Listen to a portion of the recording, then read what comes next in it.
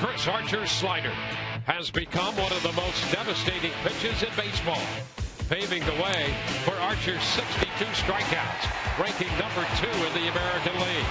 Tonight, Chris takes the mound against a familiar face with former Ray Scott Kazmir going to the hill for the Athletics.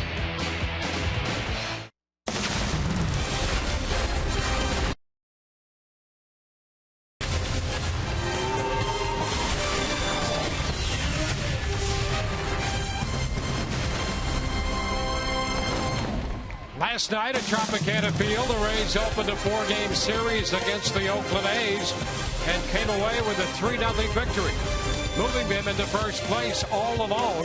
First time that has been the case since April 12th of last year. And tonight, Game 2 between the Rays and the A's. Hi again, everyone. Welcome to an evening of Rays baseball with Brian Anderson, Dwayne Stats. Great to have you aboard. Great pitching matchup. You remember Scott Kazmir. Well, he's back, and he's pitching for the Oakland A's tonight. And Chris Archer goes to the hill for the Rays. Well, and for the season so far for Scott Kazmir, it's really been a tale of 2 different months. If you go back to April for Kazmir, a 2-0 record, an ERA of .99. He gave up 3 earned runs in 27 1/3 innings to go along with 30 strikeouts. May, however, has been a little bit different of a story. 4 starts, 0-2 record, an ERA of 5.64, 22 1/3 innings, 14 earned runs. And coming off of a start his last time out against the Chicago White Sox, he did not get out of the 5th inning. Still dangerous, though. Talk about dangerous. Chris Archer, his last 2 starts, he's gotten everything back on track, staying tall over the rubber, linear on his descent towards home plate, and working downhill. And when he does that, he is extremely tough to deal with. As you can see, the New York Yankees and the Minnesota Twins found out his last 2 times out.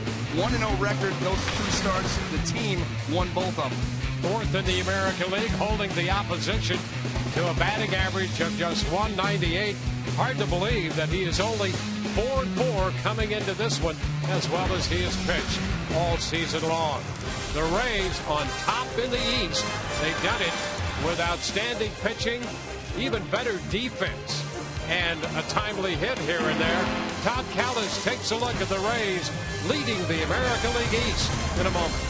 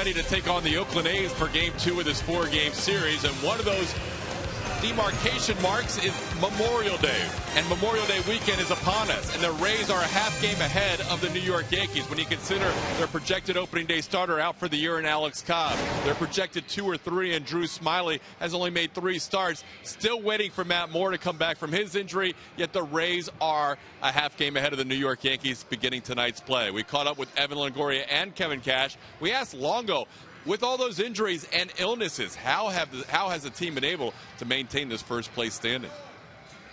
I think I speak for all of us in here in saying that we definitely don't want to be that team that makes excuses or just kind of only talks about the negative stuff or guys that we could have but don't have, and we've just done a really good job of playing with the 25 guys that we have on the roster at any given point, and the guys that have been up and down have really contributed and done a good job of coming in and playing their role and not trying to do too much, and I think that's why we are where we are right now.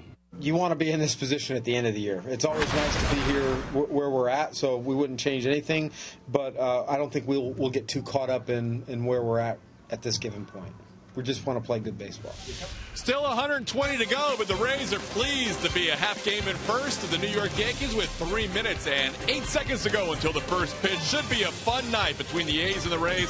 It's the former Devil Ray and Rays Scott Kazmir against this year's opening day starter Chris Archer. Enjoy all the action next on Sunsport.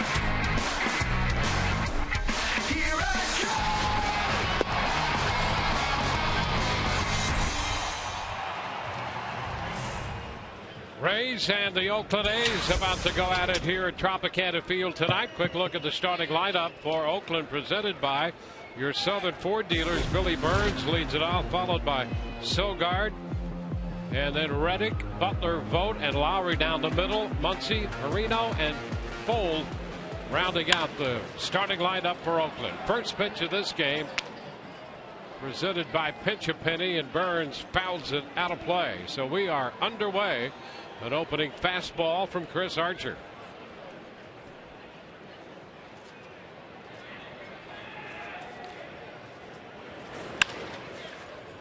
Just outside of third. 0-2 the count. You know, the thing to look for with Chris Archer here tonight is the downhill plane and the pitches getting where he wants them. You remember that two-start hiccup? That was against Baltimore and Texas, where the body was starting to drift towards home plate. Arm couldn't catch up, leaving a lot of pitches high. Well, he's corrected that. Just down. 1-2. I think you'll get the hitters from the Yankees and the Twins to attest to that. And here's what you mean. This is that fastball working downhill, and could have got that call. Ground ball to short. Cabrera is going to make the play, and Burns is out at first to start this one. Well, let's take a look at that stellar Rays defense, brought to you by BMW. In the outfield left to right, we've got Joey Butler, Brandon Geyer, and Steven Souza Jr. Across the infield, third to first, Evan Longoria, Asdrubal Cabrera, Tim Beckham, and James Loney, with Rene Rivera behind the plate. A little different look tonight. 10th start of the year for Archer out here as he faces Eric Sogard, who's moved up from the 9th spot last night. A ball, no strikes.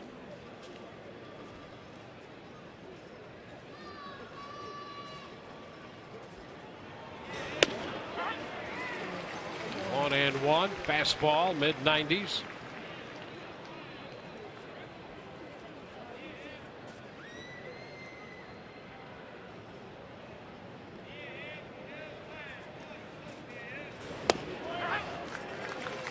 One and two, and he's ahead of Sogard. Well, Bob Melvin trying to shake up this lineup a little bit, bringing Sogard up here to the top. You know, this is an offense. Overall, the numbers look pretty good, but in the last 16 games, averaging less than 3 runs a game. A shot up the right side, foul. Out of play. Yeah, and that's troublesome for Oakland, because the offense was one thing that Bob Melvin had going for him. Their defense has been bad. The bullpen has been bad. Starting pitching pretty good, and the offense had been good. But as you point out, in recent days, it started to go the other way. And there's a base hit into center for Sogard. Well, you just wonder if the lineup putting extra pressure on themselves, knowing that they're going to have to out-hit their mistakes and out-hit their leaky bullpen. And I think we saw some of that last night. That mistake by Burns, not scoring from third base after he got that leadoff triple, the fly ball to center. Same situation where you're just doubting yourself enough. You find yourself in a spot where you forget about playing the game with a reckless abandon and being aggressive out there. You start to second guess every situation. That's where this Oakland club finds itself right now. For the Rays, they want to keep them right there. Well, they're going to get a great opportunity all weekend long to continue to hammer the point home. This is an Oakland team. Their last 2 homestands, they've gone 1-5 on each of them, and 1-3 here to start this road trip. They are scuffling in a big, big way.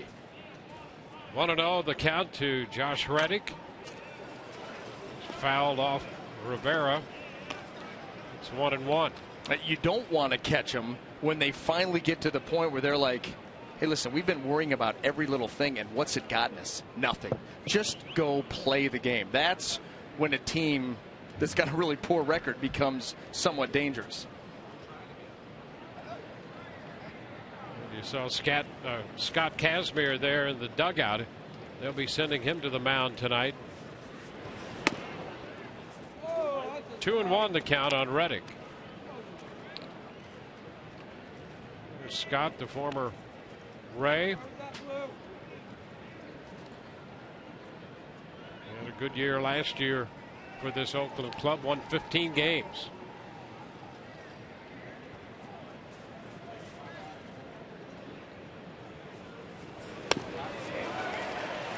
Two and two. That's Reddick missing that slider that halfway through the swing you realize it's unhittable. It's vintage, and the difference between Archer's slider and a lot of other guys is he can keep his on the plate because of the depth, and that's where you get fooled. They're just like Reddick did. He's like, well, that's out over the plate. That's got to be the heater, and that's about what the swing looked like. And the harder it is, the better depth you get. And he strikes out Reddick. Followed the slider with a fastball at 96. We just powered it right by him. You know, we see a lot of guys able to use the four-seam fastball and the curveball to play off of each other because the spin can be similar as it comes out of the hand. He throws that slider so hard and the spin is so tight. It's Billy Butler.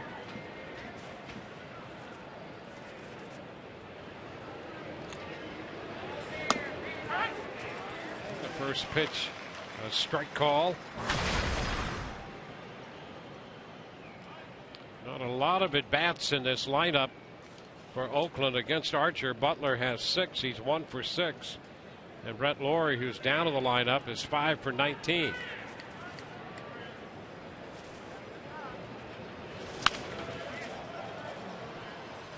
Oh, 2 the count on Butler.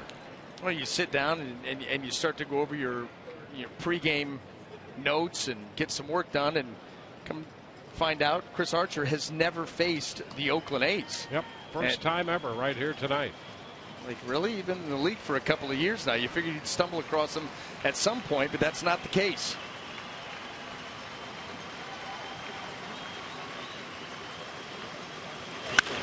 Line drive, base hit into center. An 0-2 fastball, and Butler hot shots it right back through the middle. You don't see that very often. You could see Bobby Wilson, or excuse me, Rene Rivera wants that pitch up, and Billy Butler able to get on top of it, even with all the velocity right there. The glove up, the pitch is up there. But boy, oh boy, nice job by Billy Butler to shorten the swing and use the middle of the field.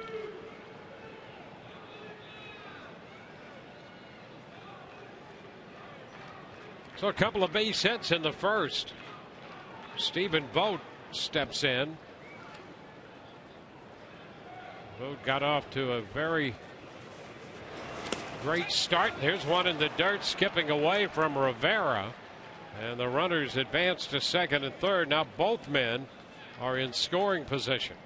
Rene Rivera, usually so fundamentally sound. Watch this on the changeup. He tries to backhand. Does not drop down and try to block that, keep it in front, goes for the backhand, and this time not able to scoop it. Yeah, that's unusual to see him do that. That's not like him at all. No, it's usually drop right down to the knees, stay over top of the baseball and smother it, cover up all the holes. Not there. Almost saw it again. 2-0.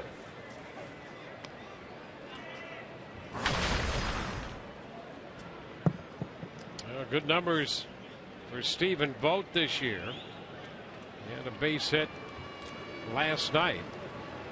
Came into this series one of his last 13. But tough with men in scoring position. And Archer is behind him. Suddenly it's a 3-0 count.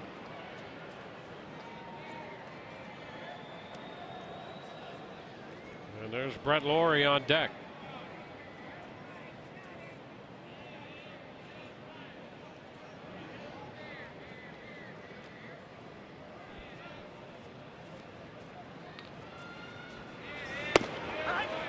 That's a strike.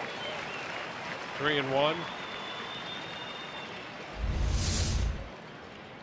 You never want to be in these situations where you're behind, especially a guy that can handle the bat. Stephen Vogt has been doing that very well. But when you're a stuff guy, you've got a chance. And that's what Chris Archer is. Fouls a fastball back. Full count. And you don't want to make a habit of living out over the plate, but when you can feature some 95, 96 mile an hour heaters with some giddy up, you can overpower guys, and that's what he'll go for right here with Stephen Vogt. Got himself back to full.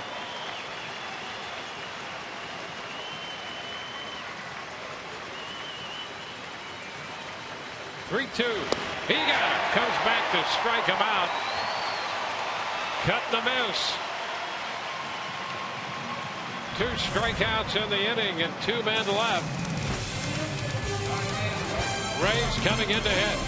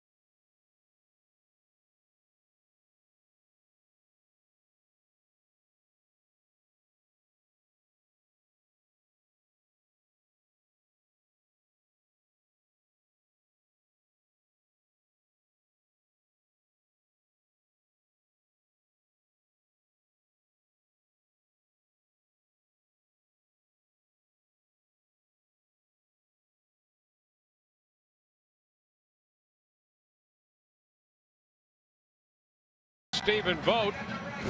Rays coming in to hit in the bottom of the inning. Here is the starting lineup presented by your Southern Ford dealers.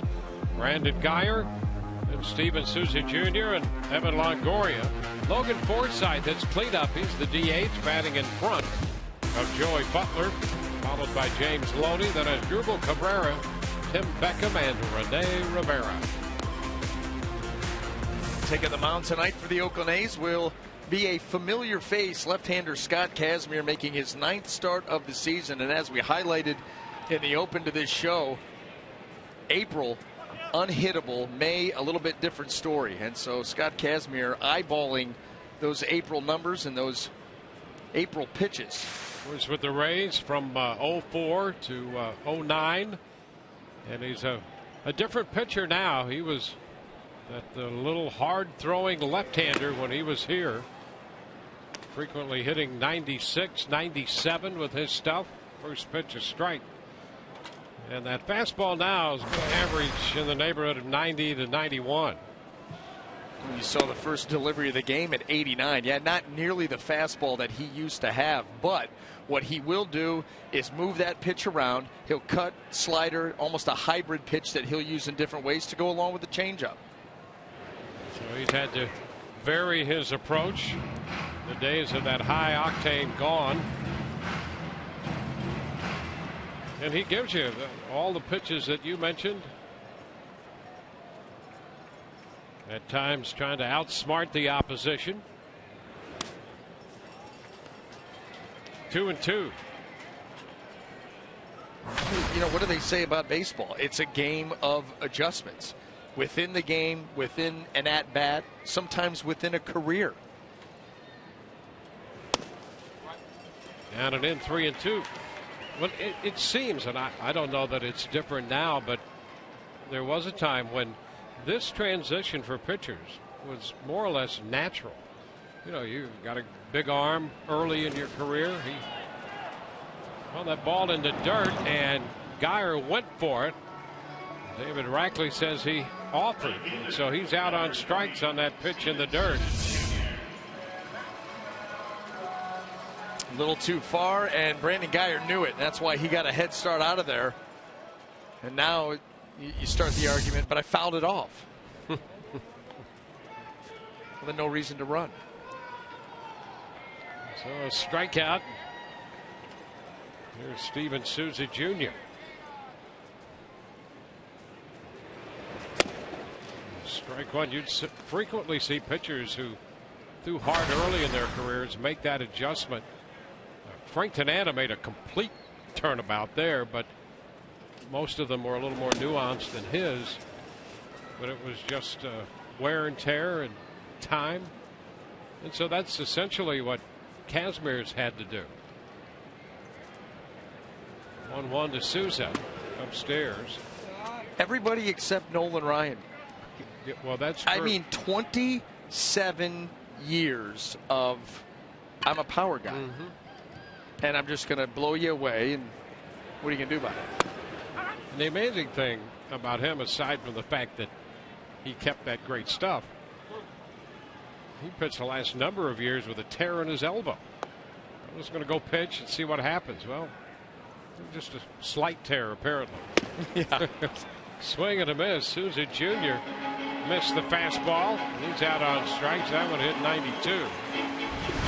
Let's take a look at the A's defense as it lines up here tonight, brought to you by BMW. In the outfield left to right, we have Sam Fuld, Billy Burns, and Josh Reddick. Across the infield third to first, Brett Laurie, Andy Perino, Eric Sogard, and Max Muncy with Babe Vogt behind the plate.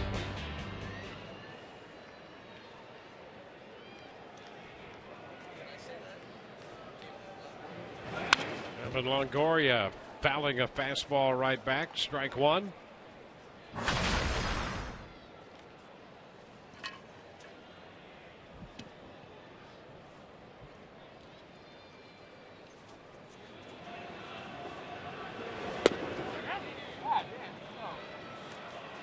Now Kazmir's ahead. 2 strikes. Kazmir winning 12 games on that 2018 World Series team when Evan came up. 1 ball, 2 strikes. So these two facing each other right now, an important part of that American League champion team in 2008.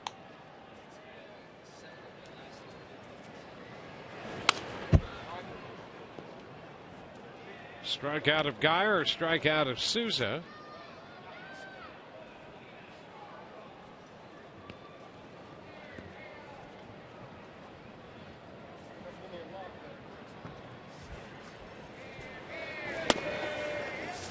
Two balls, 2 strikes.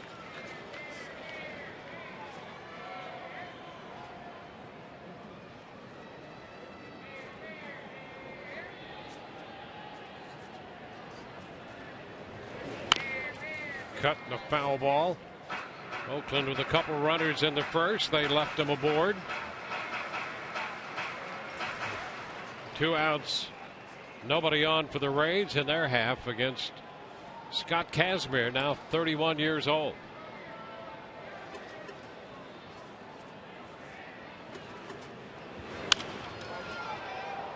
So battle continues. A fastball, and that one fouled back. And that he humped up on at 94. You very rarely see that anymore from Kazmir, but you get into the middle of somebody's order and you're going to throw a heater out over the plate. Let it go. And the count goes full.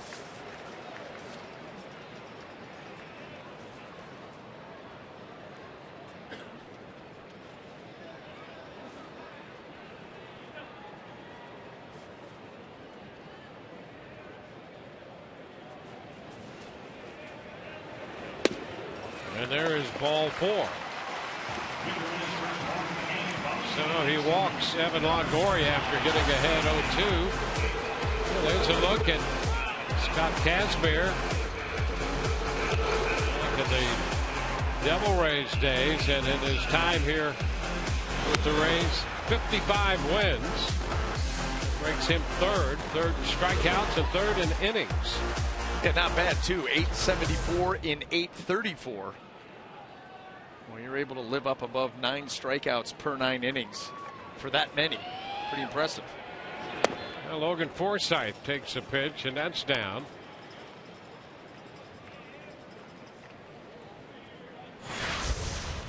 And right there topping the list with 239 strikeouts for the Rays in 2007. He gets a strike call right there on an off-speed pitch. 1-1.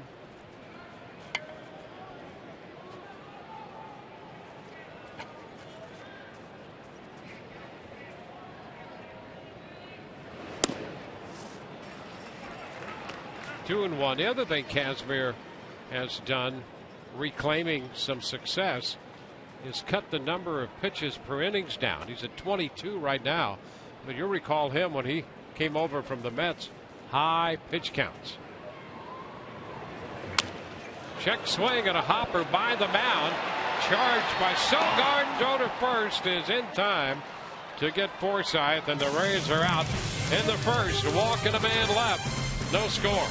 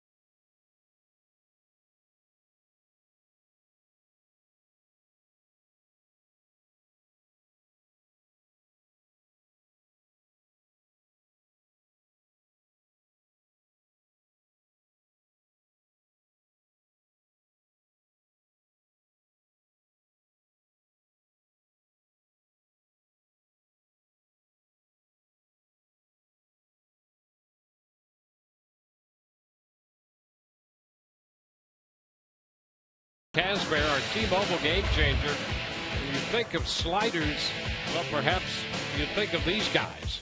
Chris Archer, second in the league in percentage of pitches that turn out to be sliders. And you can't say that you're really surprised. As good as that pitch is for Chris, and we see that an awful lot when you think about when he gets ahead of hitters, 2 strikes, runners in scoring position, the big money pitches, just like he did full count last inning to get out of it with Stephen Vogt. Yeah, and he throws that slider hard. He averages 87.9, and depending on which reading you're going to believe, that slider to get Vogt was either 89 or 90. Chop to Cabrera at short, takes care of Laurie. 1 away. That is a hard slider.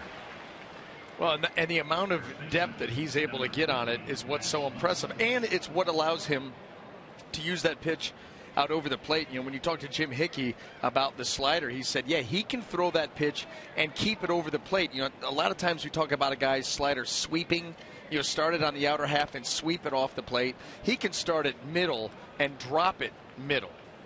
Sometimes that pitch will even resemble a curveball. It's a devastating pitch, and no surprise that he uses it a lot. Well, here's Muncy, Max Muncy, the first baseman, and the first pitch to him is a strike. And just how look how easy it is for Chris Archer tonight mechanically. Not fighting himself. Got that good downhill plane working all of his pitches.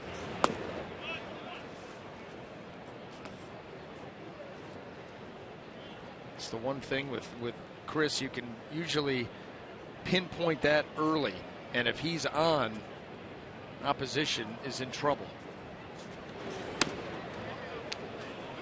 2-1. You know, he's one of these guys, with very rare exception, that if you're going to get him before he settles in, because if he does, it's very, very difficult.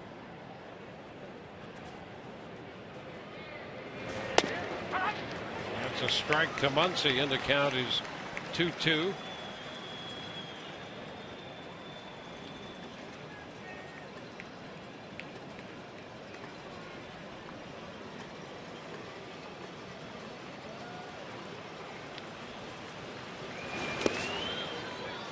full count.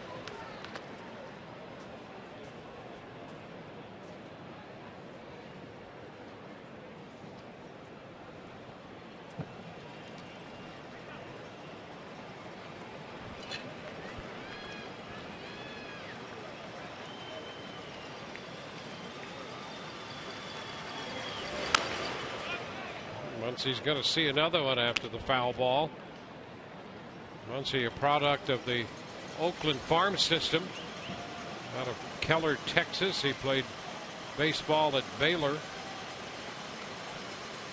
has come up through the Oakland system and shows some signs of some pop down below. He's out on strikes, and there's that 3-2 slider. Well, here's the thing. When he went to 3-2 the first time, Rivera called a fastball away, and Archer shook to the slider. Muncy fouled it off, and then he goes right back to the slider. This one he moves a little closer to him, and he can't get anywhere near it. That's the confidence that he has in that pitch. Well over half of his strikeouts, almost 70% of his strikeouts, come on that slider. So if he gets ahead of you, you pretty well know that you're going to get a slider. But as we've seen on 2 occasions already, even 3-2, you might get that slider. It reminds me, and this is going to sound crazy, but just let me get there. It reminds me of the James Shields changeup. Anytime. You know it's coming. Yep. You know it's coming. You can't do anything about it. Mm-hmm. You know he's going to go to the slider. So what? If he executes it, you aren't going to hit it. There's a strike, a fastball to Andy Perina, the shortstop, just joining the team from Nashville. He's had some big league times before with the A's and San Diego. Ooh, fastball just missed. 97. Just ran away.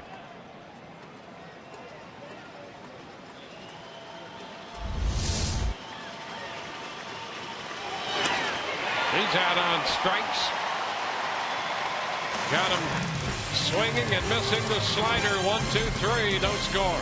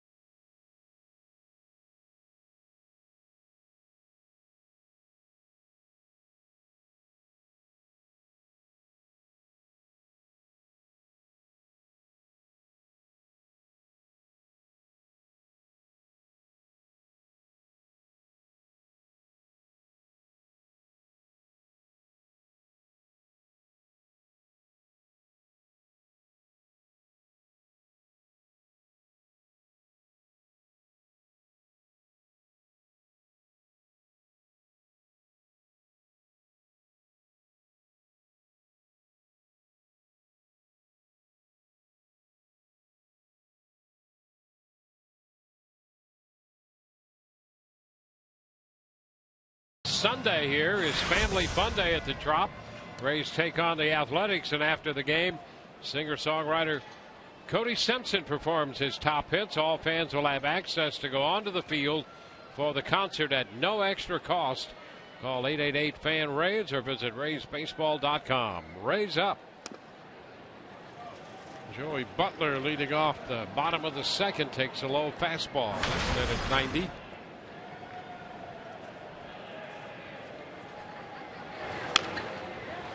cut, a foul ball at the feet of Vogt. James Loney next, and then as Drupal Cabrera.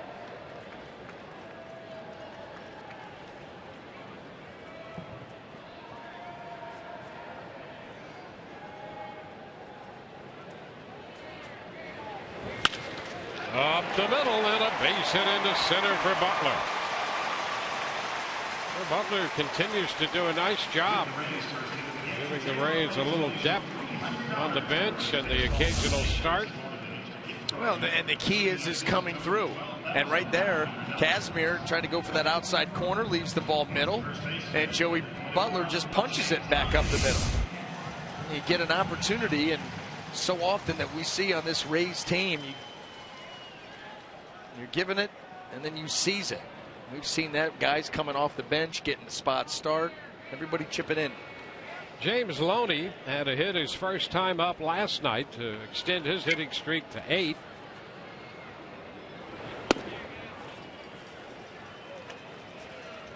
One ball, no strikes to Loney.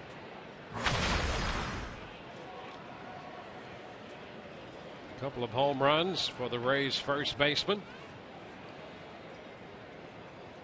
12 of his last 28 right now for the life of the hitting streak, and a very good eye as he takes that fastball down and off the plate. And James Loney, you know, he'll get a scheduled day off here and there, but he's a guy that you just fire him into the lineup. You know, pick your spot wherever you want to hit him in the middle, but you put him out there, lefties, righties, he hits everybody.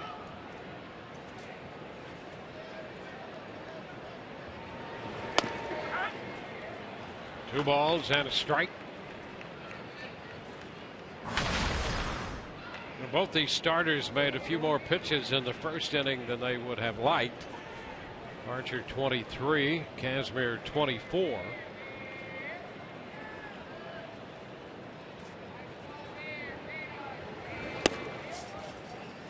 Well, 3 balls and a strike. See the lefty righty breakout. 5 home runs allowed and 3 to right-handed hitters. Pretty good numbers across the board. Combined, the opposition hitting .214 against Casimir. That's one into right center. Dropping in front of Reddick will play it on one big hop. So back-to-back singles in the second. Well, Casimir put himself into a bad spot against Loney, falling behind 3-1. And at that point, you really limit your options. You don't want to get too fancy and walk him, but you can't give him something out over the heart of the plate. So you go fastball away, and Loney, balanced as ever, takes that ball out into right center field, and the Rays have something brewing.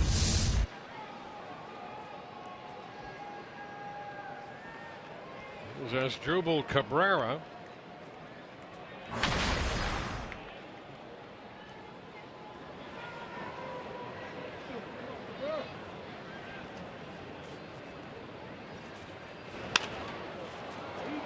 Headed out of play for a strike.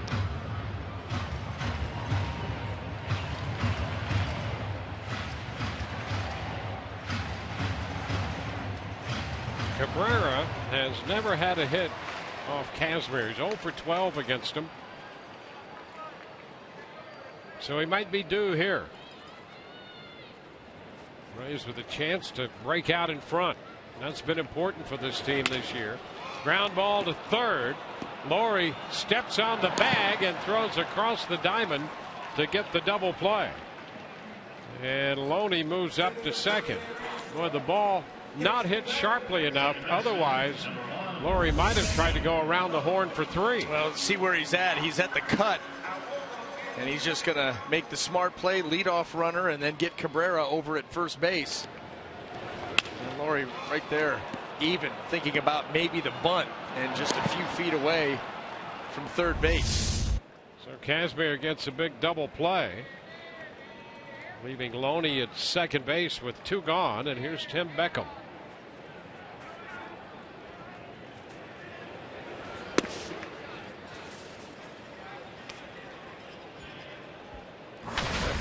the start at second base.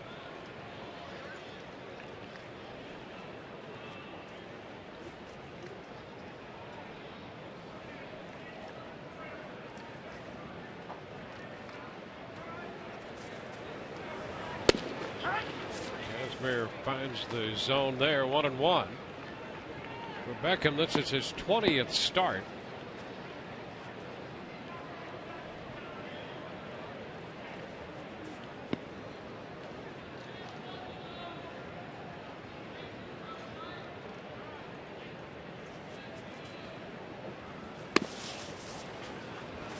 Two and one.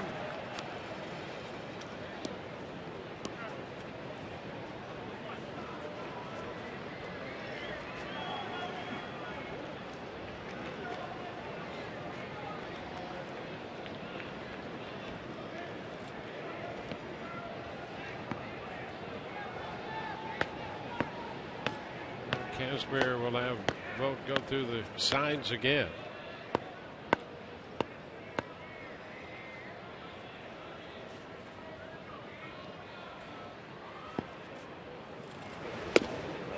Cut and a miss on a fastball.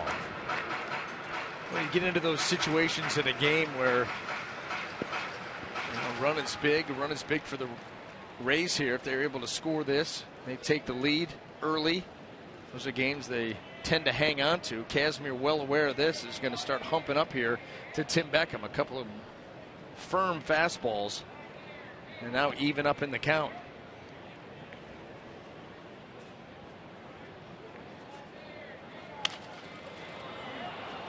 Popper toward the stands, going to be out of the reach. Muncy over there, but no chance. No speed pitch there. You'll see a number of change-ups from Kazmir these days. Fastball, change-up, he'll cut it. A little variation on the slider. You can see the range of speed in this at-bat. You see a curveball mixed in. Pitches more on guile than anything else, trying to give you different looks throughout the game.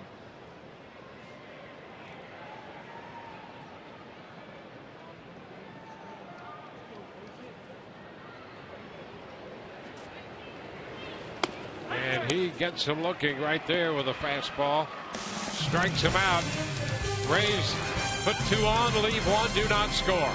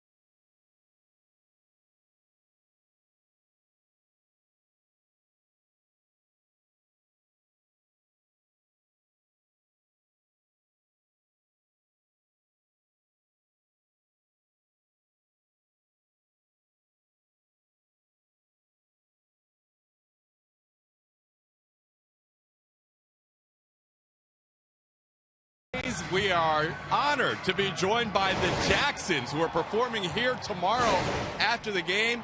We have Tito, we have Jackie, we have Marlon. Guys, welcome. Nice to be here. It's very nice. Great to be here. Now, baseball is in all of your backgrounds, right? Oh, yeah. It's in our blood. We love baseball. I've been playing this since we were little kids, playing Little League and Babe Ruth League and coaching Little League and all these crazy things. Jackie was a pitcher.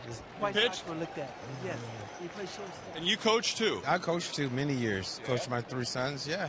So, guys, tomorrow after the game, you guys are performing. You've been worldwide the last few years. You have a big tour coming up next year. Here's a base hit up the middle by the former Rays Sam Fuld, a leadoff base runner here for the A's. Excited to have a performance here in a baseball stadium? Oh yeah, we haven't. Last performance we had in the baseball stadium was at Dodger Stadium, which was a few years ago. So we're happy to be here, and this sort of reminds me of the Dodger Stadium with the blue. But it's going to be a nice concert. We're going to have a lot of fun, and we're going to hit a lot of home runs tomorrow. Turning that field into a dance floor tomorrow night? We're going to try to do that. We want everybody to just come out and enjoy themselves, have a great time, and root for the Rays and the Jacksons. There you go, the Jacksons, the Hall of Famer, Rock and Roll Hall of Famers. The numbers are staggering, guys. 5 number-1 albums, 18 number-1 hit singles, and you guys keep going. It's like you found the fountain of youth. You sound as great as ever. Yeah, we got the ball rolling, and that's something we love to do. We travel all over the world, from Morocco to Russia to Amsterdam, Singapore, Dubai, and we're still going strong, and the fans coming out to still see us. And I told my brother, as long as Mick Jagger keep doing it, we're going to keep doing it. As long as Mick keeps going. No. You got, what's my man, Bennett? Yeah. Tony Bennett. Yeah, You're going to go to Tony Bennett's here. Tony Bennett, too. Well, guys, it's crazy that in August, it's Billy Burns bats here with a guy on first and nobody out. In August, this can't be right. In August, it's 50 years for real. Yeah, but we've been doing music. 50 years. Yes, it'll be our 50th anniversary of touching microphones and guitars. That's right. I started when I was 8, so that's 50 years ago. That is crazy to me. And tomorrow night, so what can fans expect? I mean, they've heard all the great hits over the years. They can hear all the Jackson hits, a high-energy show. We try to do all our hit records, and we have so many. How about that play, guys? You like that play? That was nice. He almost doubling them up. Yeah, got back, though. And Coach Tito here, he coached RTs in Little League, right? Yeah, tell me about that, Tito. I coached him in Little League, and it was fun. I coached my 3 sons, and it was just quite, it's quite, I'm sorry? I coached Little League, too, but go finish. Go ahead. Won 2 championships. 2 championships as a coach. Little League. You guys are ridiculously talented. You can coach championship baseball teams. You perform for 50 years in August. We can't wait to see you guys tomorrow night. Well, we're going to have fun. Yeah? It's going to be great. What's next? I mean, you guys you keep traveling all over? Well, in August, we're going to release a new single. So we go back to finish up the album, so that's next. And after that, it's going to be another world tour. That's right. These guys never stop. They never stop, guys. 50 years of performing around the world, and we're lucky enough to have them stop here at Tropicana Field tomorrow. 888-FAN-RAYS, RaysBaseball.com. Let's go Rays, go Rays, go Rays. One final thing, guys. Everybody who goes to the stadium tomorrow will be allowed on the field for the post-game concert. There is going to be a huge dance floor on the field after the game. Guys, thank you very much. Thank you For having us. And Rays fans, thank you. Back to you guys. The only thing better than Todd's time right there spent with the Jacksons will be their show tomorrow. I mean, that was highly entertaining. What did they say about the show tomorrow? They said it was going to be high energy. Mm-hmm. The interview was high energy. Joey Butler taking care of Sogard's fly ball. Highly entertaining and informative. The combination of Todd Callis with the Jacksons. That was great. Enjoyed that. And That was be right here at the Trop tomorrow. Yeah, the best interview. Best interview of the year. Yep. Standing alone. We'll see if we can get that repeated. Maybe in the post game. Right? Roll it in. Yeah, that'd be great. Here's Josh Reddick.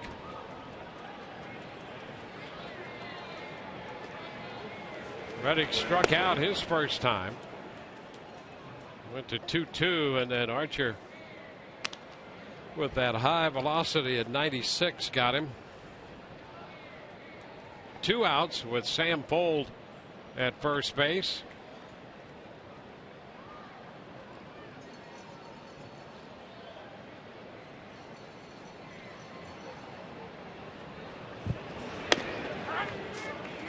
And the strike is 1-1.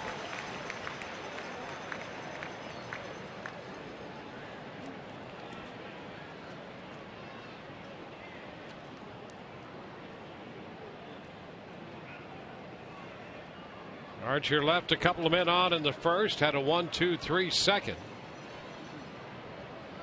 A 1-1 to Reddick here in the third. 2 balls and a strike. Reddick started to go, but did not offer. Gabe Morales, the umpire, down at third.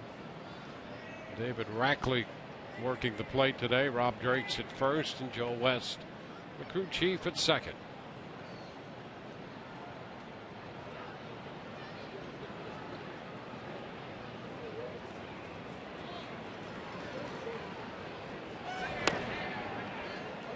And he just missed there with a fastball. Now 3-1. It's one of those pitches that Josh Reddick knows that he can do nothing with. And so you just let it go by, and that ball's just off the plate.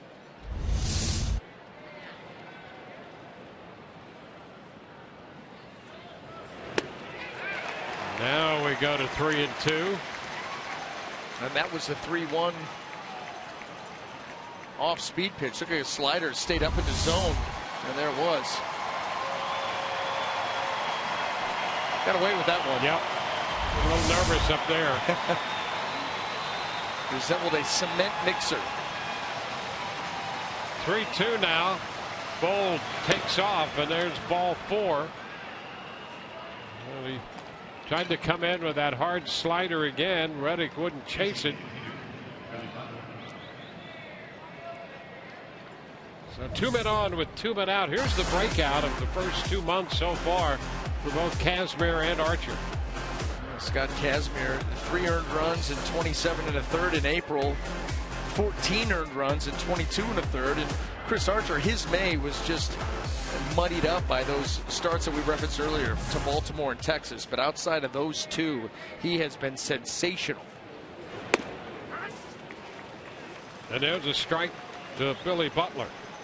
He came into this ball game still with an ERA on the season of below 2.5 at 2.47, in the top 10 and top 5 in some of the most important categories a pitcher can be involved with.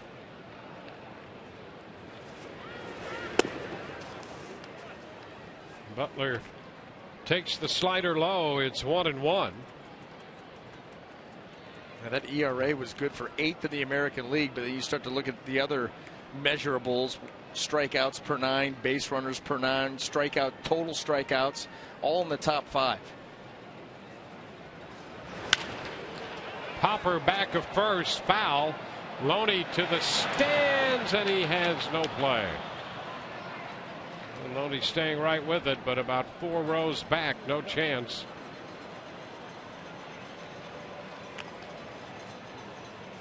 And the count advances to a ball and 2 strikes.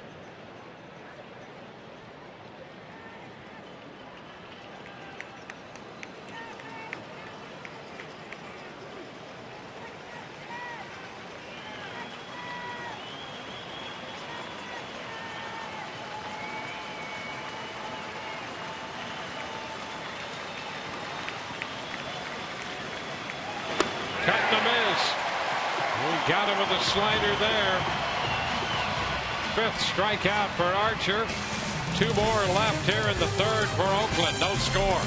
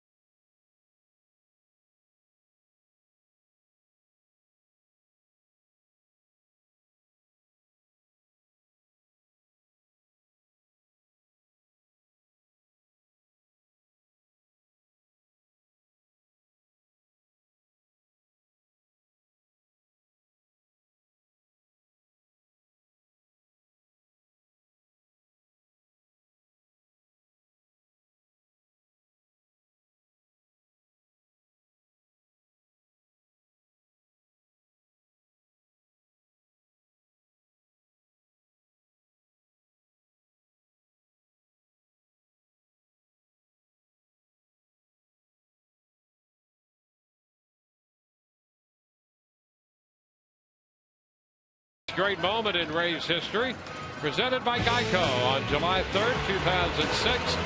Devil Rays lefty Scott Kazmir tossed his only career shutout. Kaz giving up 2 hits, striking out 10. Tampa Bay defeated Boston 3-0. Complete game shutout.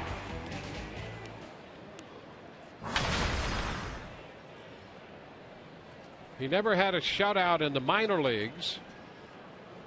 In fact, never had a complete game in the minor leagues. Here's Rene Rivera fouling the pitch out of play. And a lot of that went to high pitch counts, and we touched on that earlier when he was with the Devil Rays and then the Rays. You know, he could run that pitch count up there after 5 innings. Hey, there's a shot going to be fair up the left field line. Bounds against the sidewall. Fold plays the carom, and a good throw is going to get him.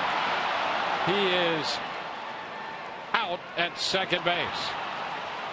Boy, a good carom. Fold played it well. Played it as if he'd been here before. Oh, yes, he has. And he cuts down Rivera.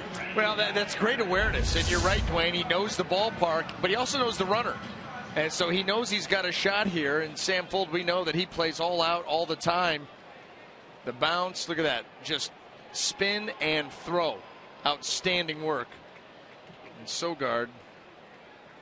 Now, Sogard had to wait on the arrival of Rene Rivera. Oh, a shot right back through the middle by Geyer.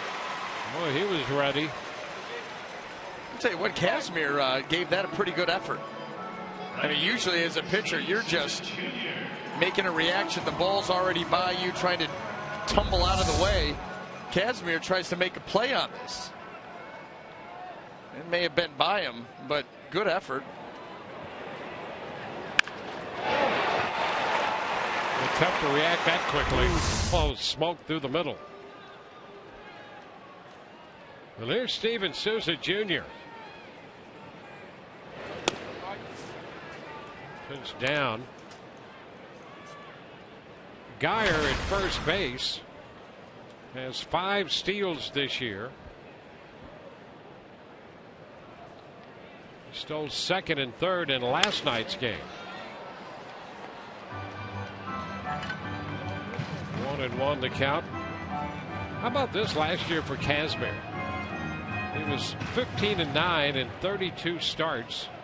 There were 18 stolen bases against him. Most of any year in his career. Just 2 caught stealings. Which is strange because he's not had one attempted off of him this season in 8 starts.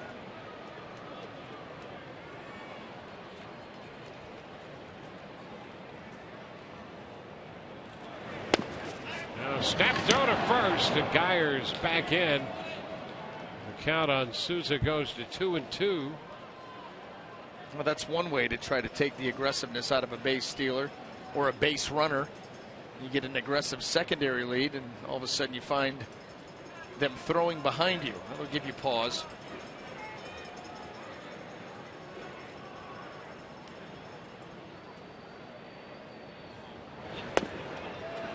It's low. Boy, how do you take that? How do you take that? I'll tell you, anytime you see a pitcher, and that was a pretty good changeup there by Kazmir, but the slide step changeup will get you a swing almost every time. And Souza able to lay off that.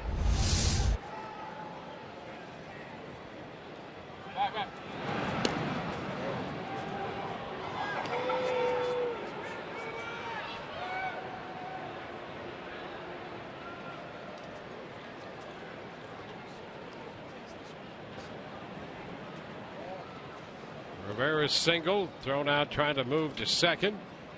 Geyer followed to the base hit, and that pitch is low. And Stephen Vogt. A little argument with David Rackley here. Well, listen, Stephen Vogt is absolutely correct. This was strike 3. This pitch is not even questionable, and that's why Vogt came up throwing. I mean, first of all, you got a base runner going, and so he's looking to peg him. And yeah, I mean, this right here is absolutely strike 3. I mean, good gosh. right down the middle. Yeah, Vogt wanted the hitter out, and then he thought he might have been interfered with.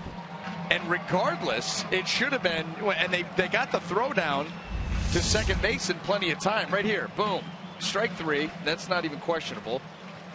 And then you get the throw. They're going to get a double play out of this, and you go from a double play to first and second, nobody out. What a turnaround and what a break for the Rays. Souza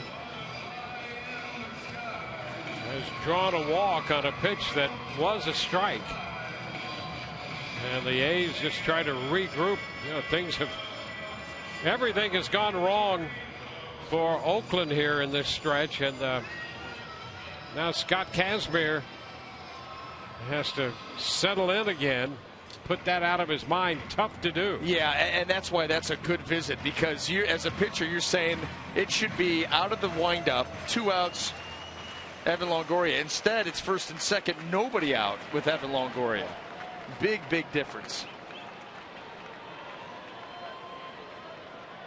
Souza at first, Geyer second, Longoria stepping in, and a pickoff play at second. The ball thrown into center field, but Geyer, who was maybe hit by that peg, didn't realize the ball had gone through. And there's some of that frustration.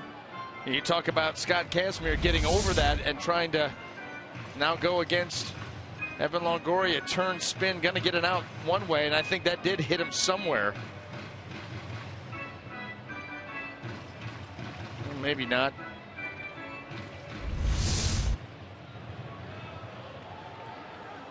Still first and second.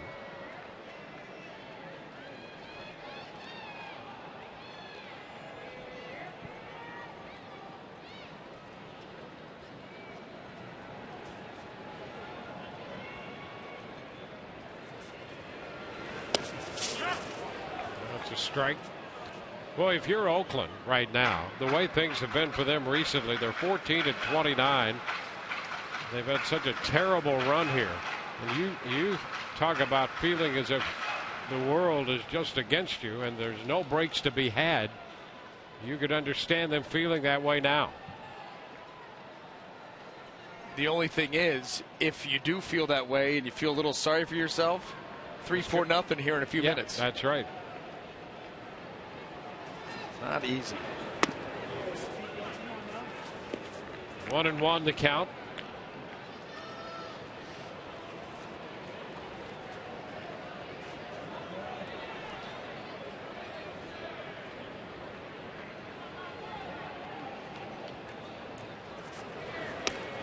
This one gets away off the mitt and to the backstop, and all of a sudden both men are in scoring position.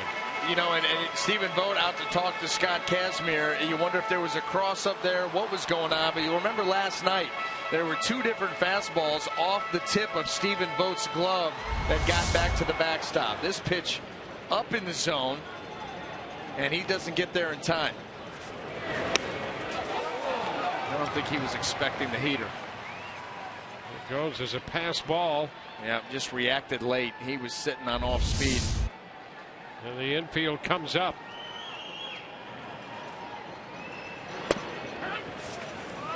A strike on the corner. 2-2.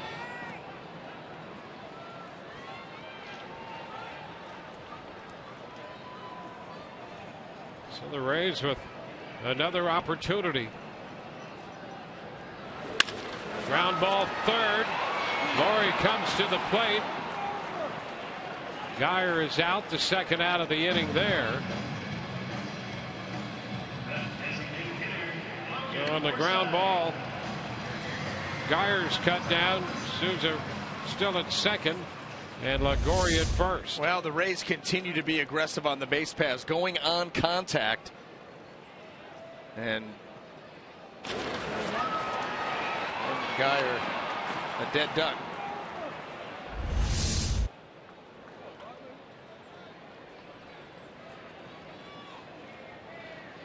Well, it's up to Logan Forsythe if the Rays are going to cash in on this opportunity.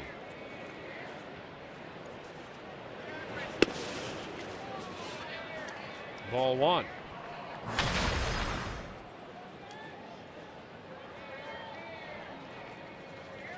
Well, I didn't even take notice of this, but Souza Jr. still out at second. Just assumed he was at third. Everybody going on contact. Now the runners go. Throw to the trailing runner, and everybody is safe. So the Rays do get the runners back to second and third on a double steal. And Charlie Montoya was just talking to Souza Jr. about the decision to stay at second base. You know, the Rays are going on contact. You got a chopper to third. They're going to, of course, go for the runner at the plate. And Souza Jr. has got to be over at third base, not out at second. There now. And ball three. 3-0.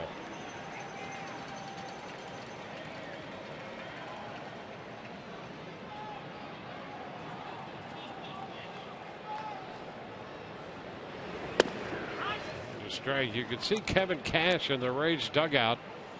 These are situations that unnerve a manager. You've been handed an opportunity here, and boy, you want to cash in now. There's ball four. So that loads the bases for Joey Butler. It's not like, you know, you've got a team that just slugs their way, and hey, if you don't take advantage of an opportunity, that's okay, because we'll hit a few home runs later on. I mean, this team has got to maximize its opportunities and take advantage of them, and they were given a golden one here in this inning.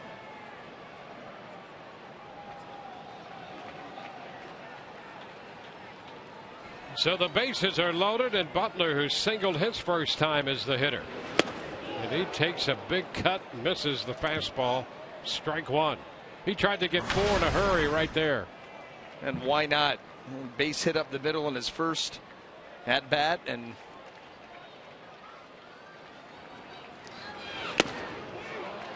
now he's down 0-2. When Kazmir's up in the velocity. Yeah, this is 95 on that last one. Well, here's the deal. For Scott Kazmir, this could be that turning point in the game. He's got to treat this like maybe the last man he faces. You're not holding anything back anymore. No pacing yourself. And he strikes out Butler. Just went right after him. Those last two at 95, and he strikes him out. The Rays leave the bases loaded, missing a big opportunity.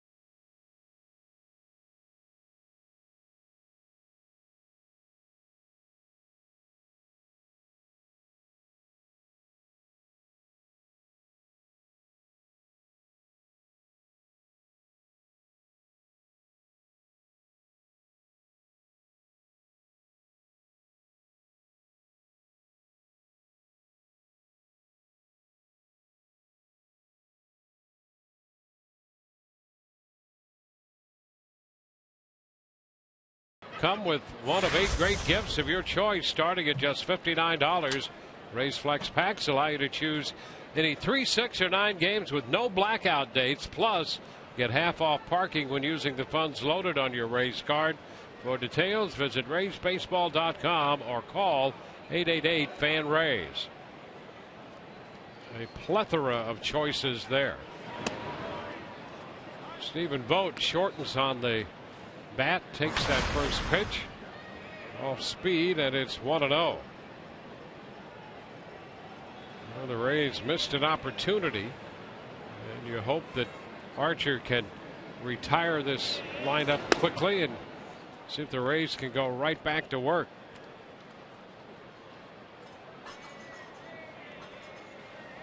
They have a team that has been struggling, and you want to keep it that way. Oh, a long one. Back into right. Souza Jr. is going to watch it get out. Home run on a 2-0 fastball. Vogt homers, and it's 1-0 Oakland.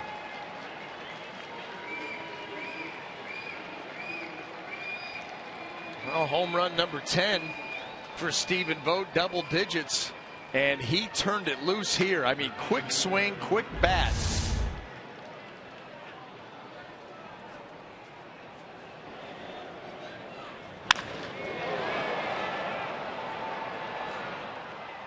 That was a low liner.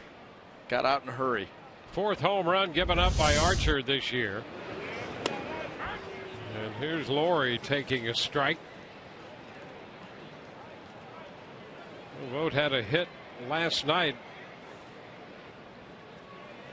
He was 2 for 18 coming into that at bat to lead off the fourth. And he whistles a 2-0 pitch and turns it around, sending it into the right field seats. Now Laurie takes a big cut and misses.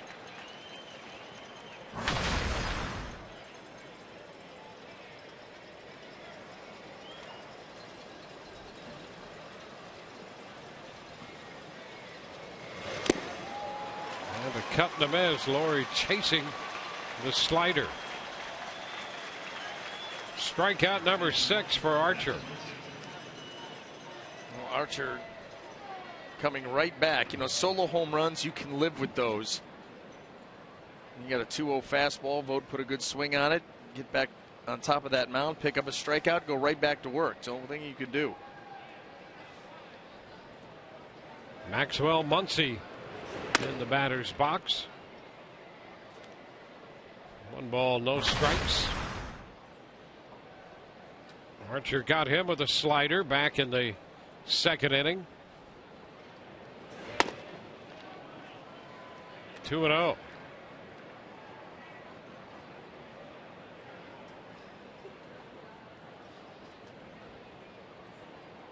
Six strikeouts for Archer. The last 5 on the slider.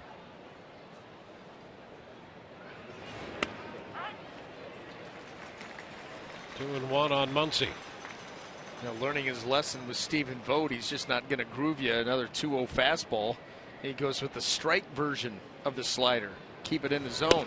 Another one right there. That was a pretty good pitch. 3-1.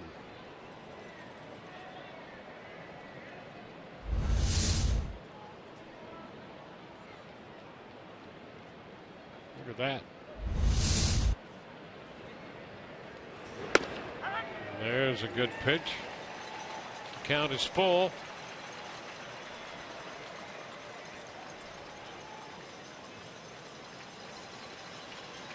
Texas has a 7-0 lead over the Yankees.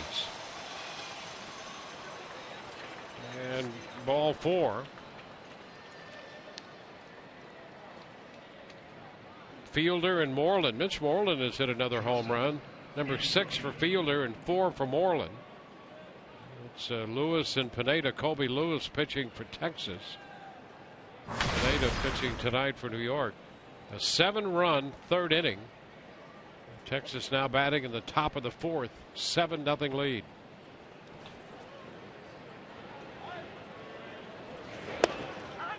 There's a strike to Perino.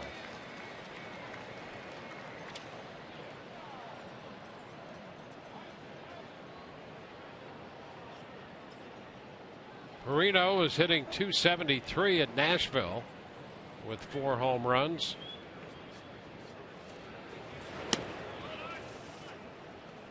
One and one.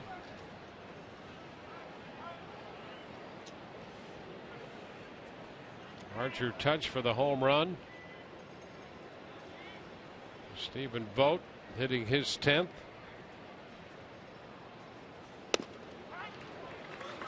And it's 1-2. First home run Archer's given up since Caleb Joseph hit the home run off him here in the Baltimore series on the 2nd of this month. The other 2 he gave up on the road in Toronto. Martin and Encarnacion got him out of the Blue Jays lineup. Cut and a miss. Perino out on strikes. Another one on the slider. 7 in the game.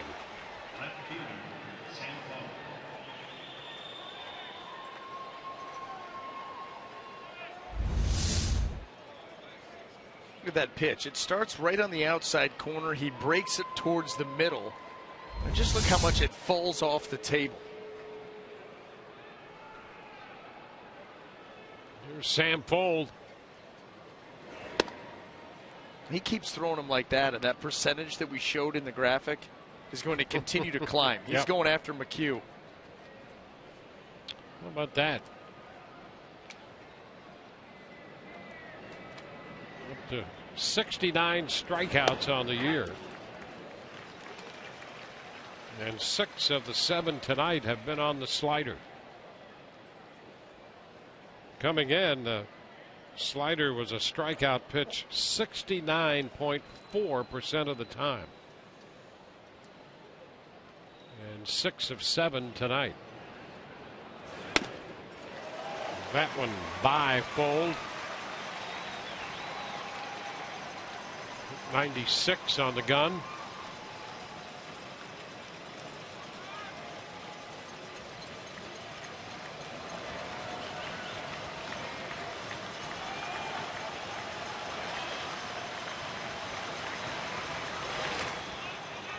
Cole lays off the slider. It's 2-2.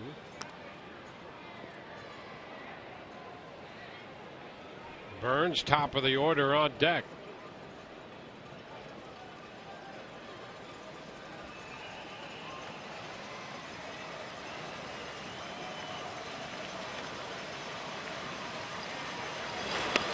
And strike 3 called. Looking at the slider this time. He strikes out the side. 8 in the game.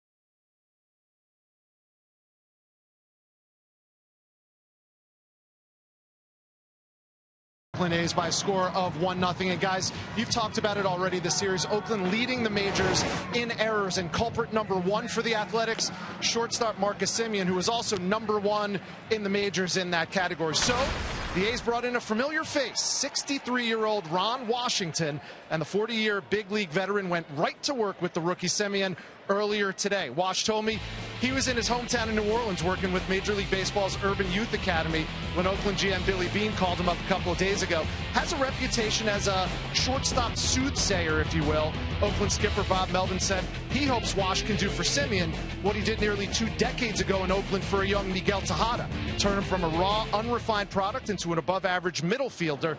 So to summarize, the A's say, I want you back to Ron Washington. Wash says, I'll be there to the A's, and now he's going to teach the ABCs of defense to the Athletics. Dwayne, BA? Yeah, and the young shortstop, Marcus Semien, not blaming anyone but himself. He says, look, it's my responsibility to become a good infielder. Mike Gallego's over there. He's a third base coach, also handles the infield. He said, nothing wrong with Gallego. He said, there's nothing wrong with Ron Washington. I'm going to take all of the information from both those guys to improve my game at shortstop. So Semien, who they really like, he's got a pretty good bat, and they'd love to be able to play him every day.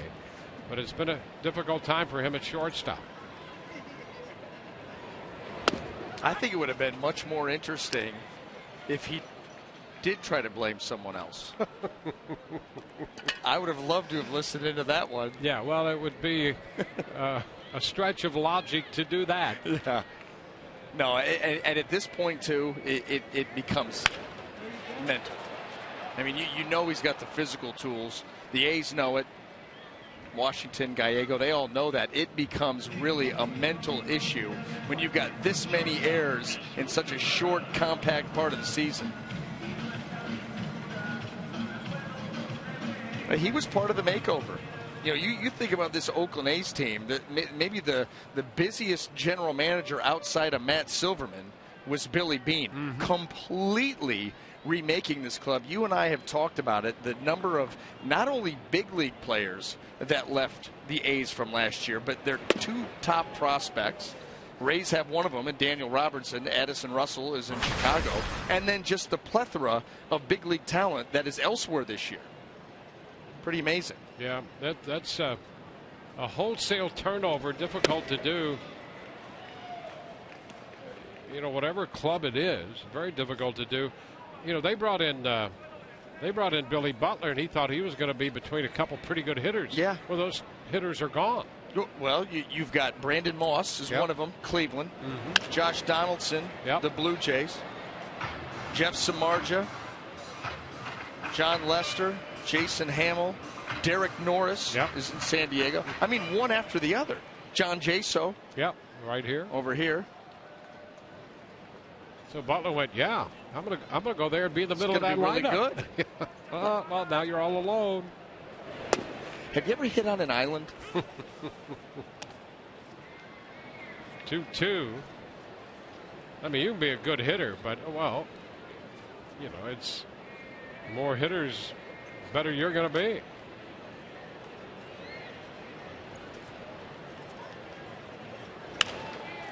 Cabrera pops it up. Sogard. So 2 up, 2 down here in the 4th. Interesting, that last inning where Oakland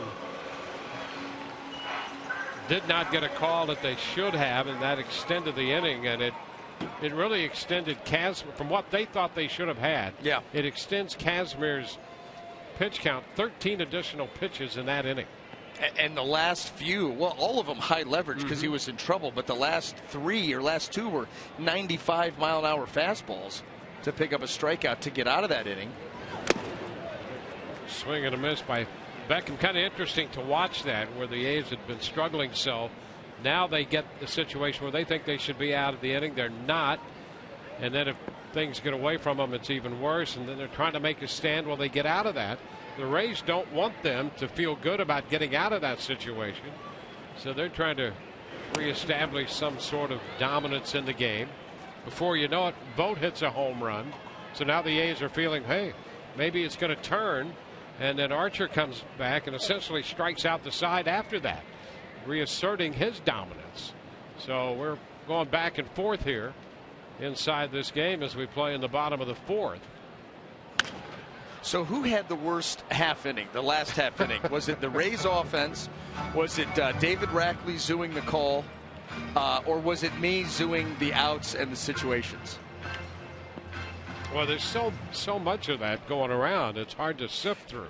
Well, I'm going to go with me because I zooed it more than once. Oh, well. Rackley made one mistake. Yep. Rays offense didn't score a run. But I had them like with nobody out and people all over the base paths. Shot back to straight center. And that ball is zooed by Burns. Beckham's going to third, and he is in there head first. Beckham at third. A shot to center, and Burns had a big issue trying to track that one down. Boy, he sure did. He got turned around, spun around, and had to try to come back and make a diving play. That ball hit on the nose, straight away center field. And Billy Burns trying to track it. And you're going to see as he spins back around to try to get to it. That's not exactly the route you'd like to see your center fielder take. And maybe some knuckling action on that ball, but whatever it was, Burns was fooled, and Beckham ends up a third. Second triple of the year for Tim Beckham. A shot out of nowhere on an 0-2 pitch, and he hit that ball really hard. Rivera takes the ball, and Burns had a difficult time unfolding the map and putting out a direct line.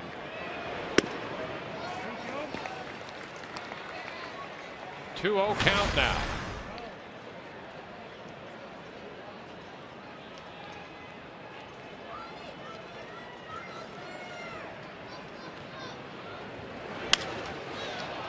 The right side. I'll tell you what we've seen out of Beckham.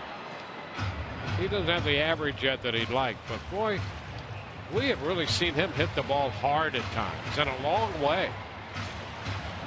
Well, yeah, I mean, some of those home runs, the ability to hit with 2 strikes, which he just did again. Yep. High fly ball to center. Burns with a lot of room and camped under this one. Rays get a 2-out triple and leave the man. On to the 5th, 1-0 Oakland.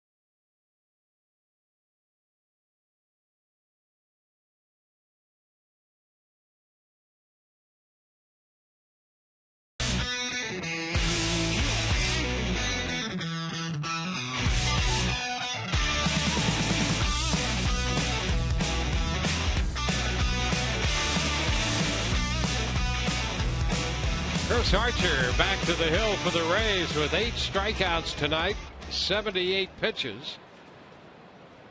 One of the 4 hits, a solo home run by Stephen Vogt, and that's the only run of this game. We go to the 5th and the top of the order. Billy Burns, Eric Sogard, and Josh Reddick to hit for the A's.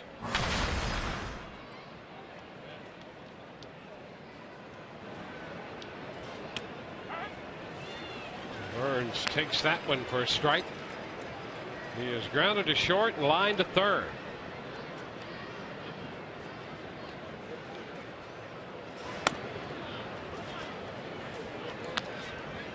1-1 count.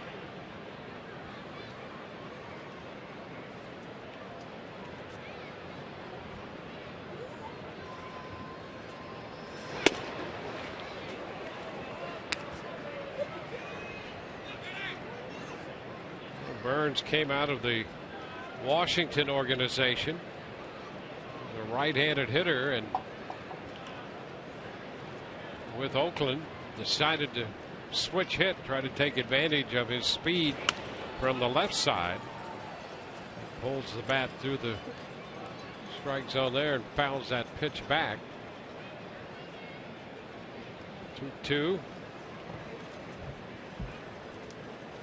What a difficult time for Bob Melvin and his club.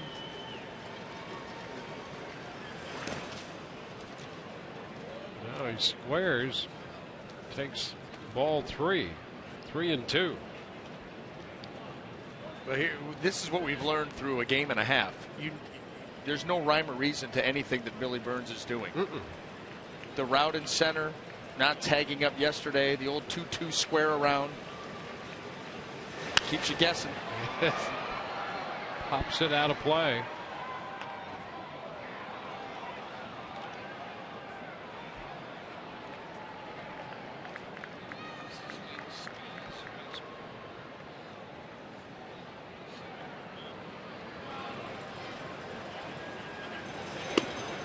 And there's ball 4.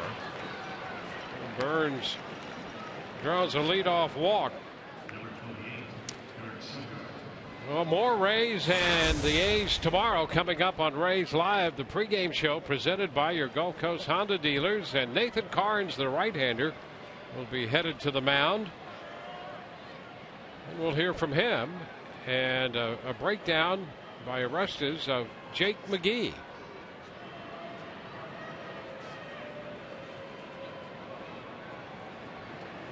There goes Burns. The throw down is not quite in time. That's quite a pickup by Beckham. He was laid out in front of the bag to grab the throw. And a steal for Burns. Yeah, and almost a pitch out here for Rivera to work with.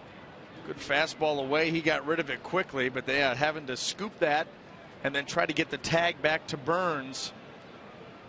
Not quite in time.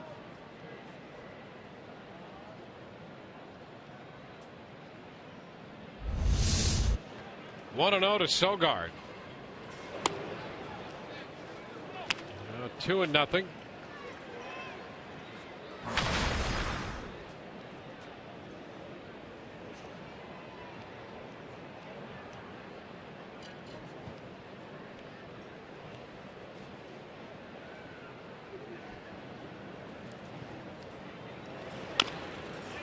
Tampa foul.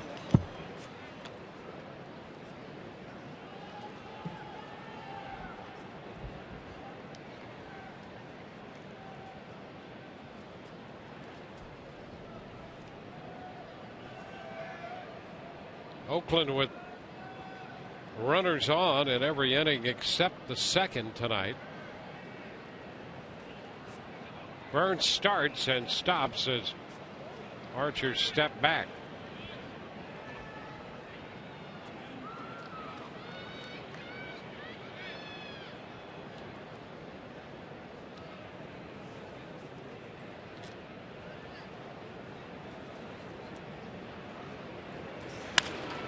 Two-one popped up. Cabrera out from shortstop to make the catch.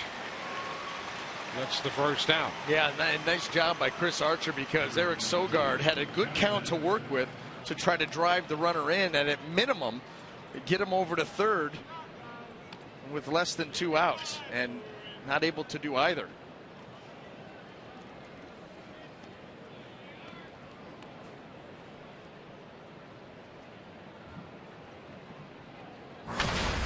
Now it's Josh Reddick.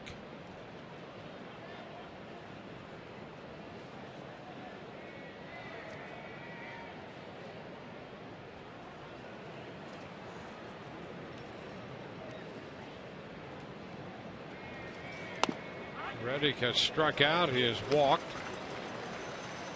Came into the game hitting .304.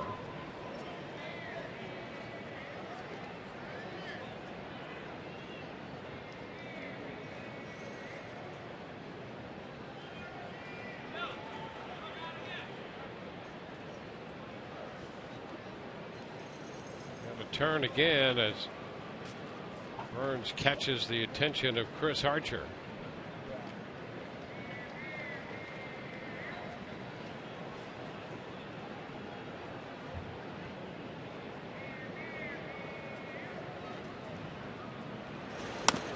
Upstairs, 1-1.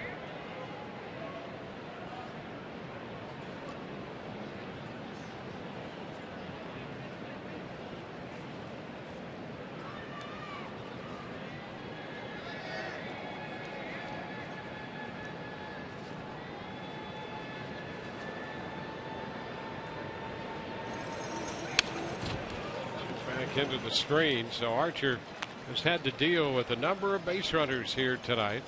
They got a couple hits in the first, then the 1-2-3 second, a base hit and a walk in the third, the home run in the fourth and a walk. Now a walk to open the fifth and a steal. So Burns is at second with one out and a 1-2 count on the number 3 hitter, Josh Reddick. Back to the mound. Toss to first. Over to third goes Burns. So Reddick a big out. The one thing that Chris Archer has been all season long has been very efficient with his pitches. Under 16 per inning. You know, not actually pretty impressive considering the number of strikeouts that he has. But here tonight, you know, if he doesn't make really quick work of Billy Butler, he's on that pace for 20 per. He's approaching 93 pitches now, still in the 5th inning. So here's Butler, 1 for 2 tonight. Lines it into right. Souza's there to make the catch. So the leadoff walk and the man left. It's still 1-0 Oakland.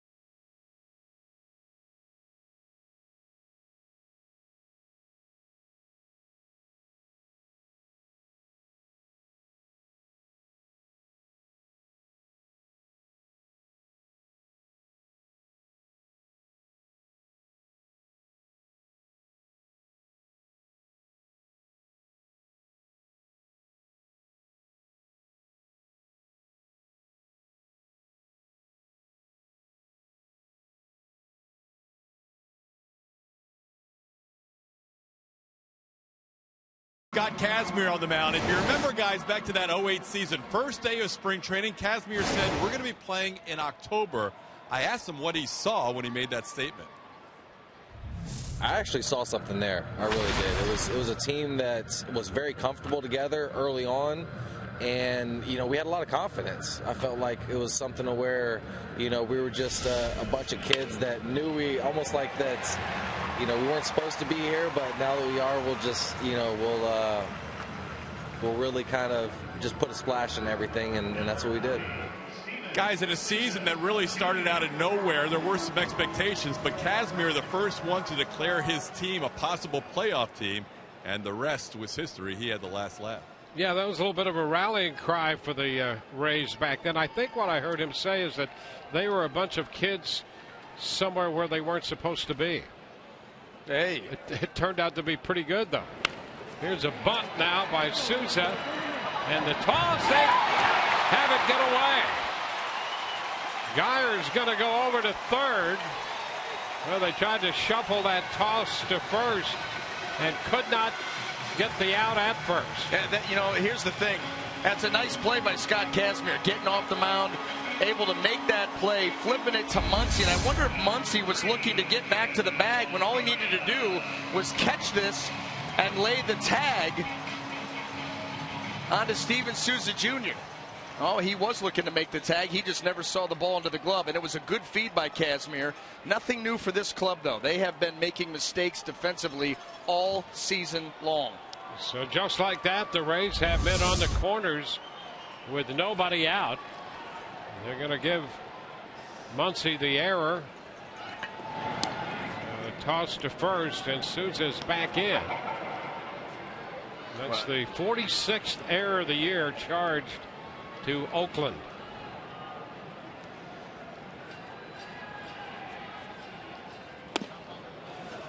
Longoria takes the pitch inside, so it'll be a sacrifice for Souza and an error charged to Muncy.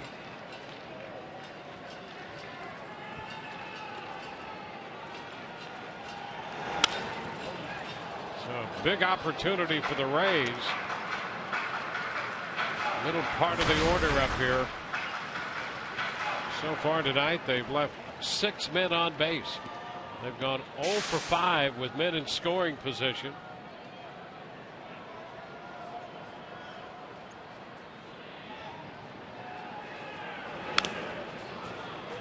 One and two. The one thing that Scott Kazmir has shown here, that a couple of times that the Rays have pushed him a little bit, he's been able to reach back and get a little bit more on the velocity, a little bit more movement on the slider. He's put himself in a position here to go for the strikeout, which he desperately needs.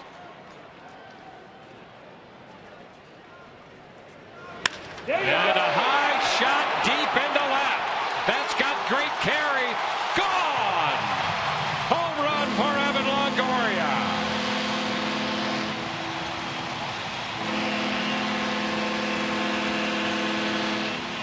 One-two fastball, and Longoria turns it around. It's 3-1 Tampa Bay.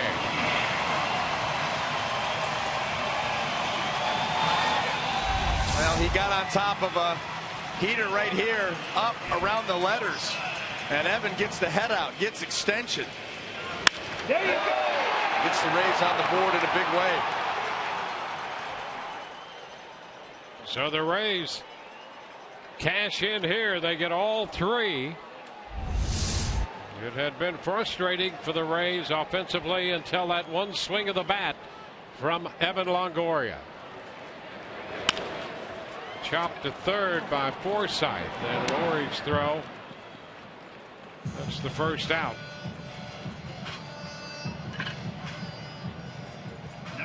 Sixth home run given up by Kazmir, and the 5th home run of the year for Longoria.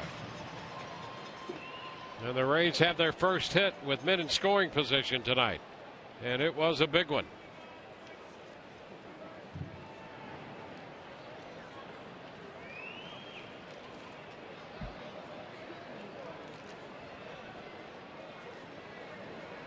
Joey Butler. Pretty close.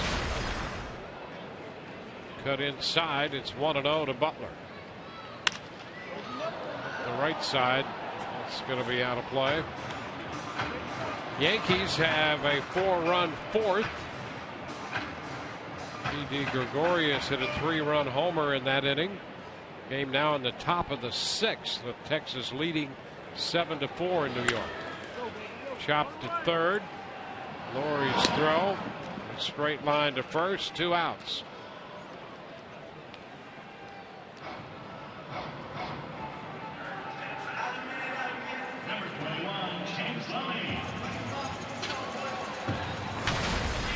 So the bases are empty with 2 gone.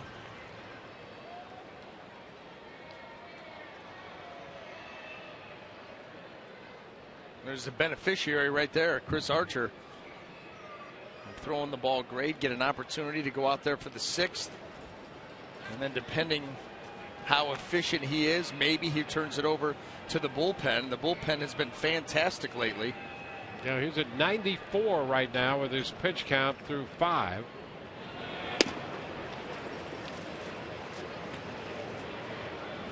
Evan Longoria has given him the lead.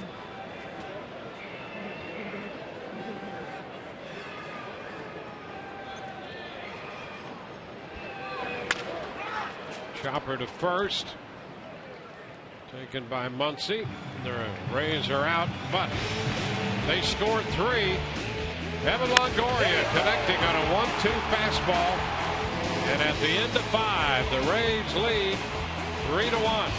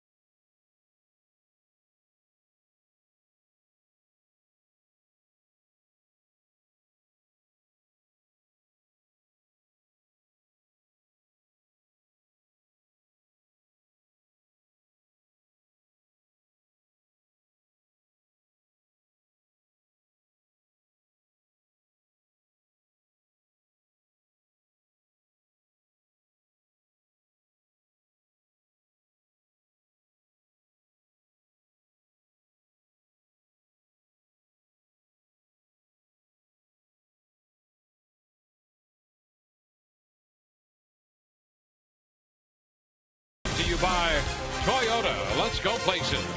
By Morgan Auto Group. Make it Morgan. We make it happen. And by Just for Men. Great looking hair made easy.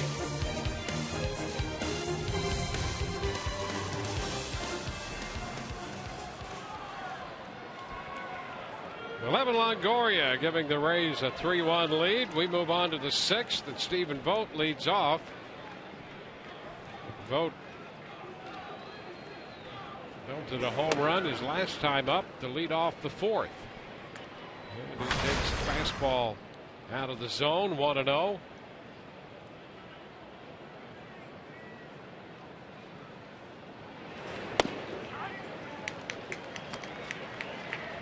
There's a strike. Well, Chris Archer has 8 strikeouts through the first 5 innings. There's cued to third. Scoop by Longoria. Throw to first. Boy, what an effort that was. And what a play it would have been. The throw to the right field side. And Vogt has himself an infield hit. Boy, what a great effort by Longoria. The cue shot. And he had to go a long way for that because he was pulled over because of Stephen Vogt's propensity to pull the ball. How many times have we seen it, Dwayne? A guy hits a big home run and then immediately almost makes a great play in the field. See it all the time. Here's Brett Laurie. Ground ball short. What a pickup there by Cabrera, but the runner is safe with an infield hit. Well, how about these 2 hits? Frustrating. Bad contact, infield ground balls to an infield that has been sucking these things up all year long. And they've just been placed well. And Brett Lawrie hustling up the line is going to beat this. He never slows down, running through the bag. And 2 infield hits. Jim Hickey's going to march to the mound with 2 men on and nobody out in the 6th inning. And the Rays bullpen will start to move about. Brandon Gomes gets up down there. That's the first toss he's made in the bullpen tonight. So with Vogt at second and Lawrie at first on a pair of infield hits, Maxwell Muncy's going to be the hitter. He has struck out and walked.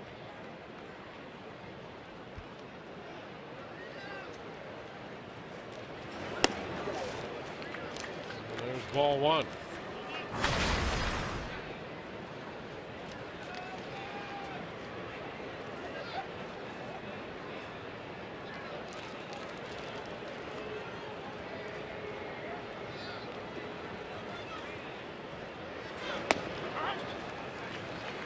Strike on a slider, the 100th pitch of the night thrown by Archer. His individual game high in pitch count this year is 110 in 6 innings against the Orioles on the 2nd of this month.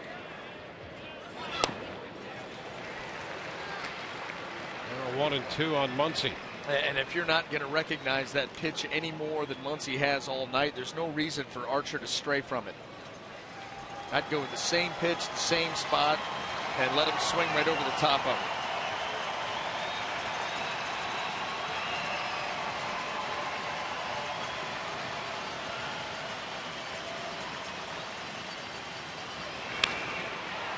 And he got a little piece of it, fouling it.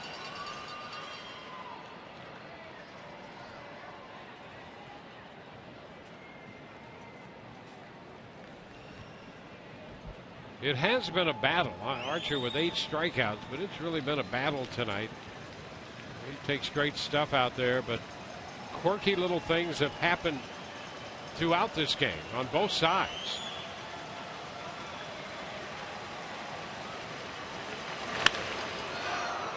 Lifted into left. That'll send Butler back. And he makes the catch, and the runners are going to hold. That's the first out. Well, tomorrow, MLB on Fox Sports 1 continues as the Brewers take on the Braves at 3:30 p.m. Eastern. Then at 7 p.m. Eastern, it's the return of Baseball Night in America on Fox as the Orioles battle the Marlins. Coverage begins at 3:30 p.m. Eastern on your home for baseball every Saturday, Fox and Fox Sports 1.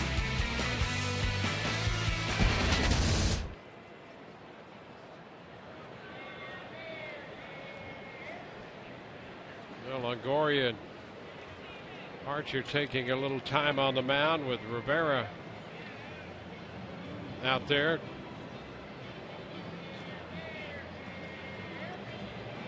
We're going to get a pinch hitter. The shortstop Andy Perino had been in there, and Marcus Semien will come off the bench, and he'll be the pinch hitter. Semien with 6 homers and 15 runs batted in, 302 on the year.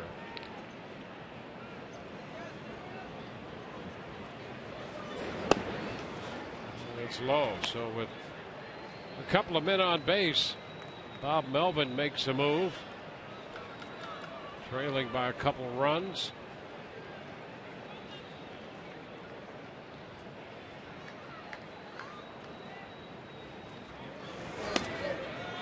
Did he go for the slider? He did not. Well, he was able to drop the bat head. The hand started, and watch this. Able to keep that from going a little bit too far, and now a 2-0 count. Got to be careful here. Semien's shown power.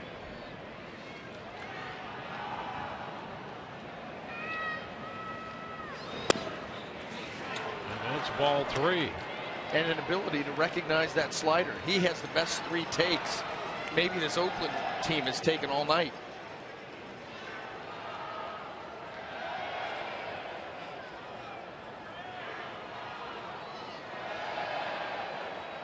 .30, and the fastball misses.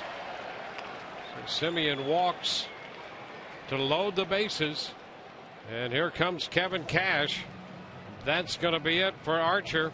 Back in a moment.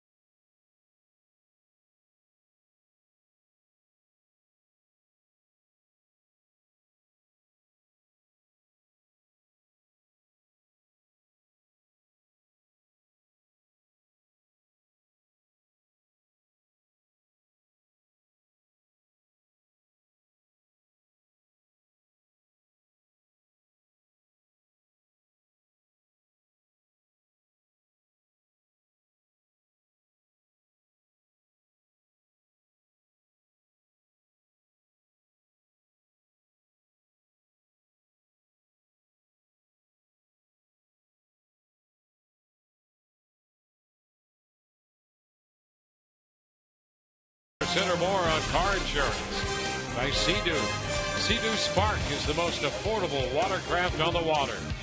And by Courtesy Toyota. You'll love what we do for you.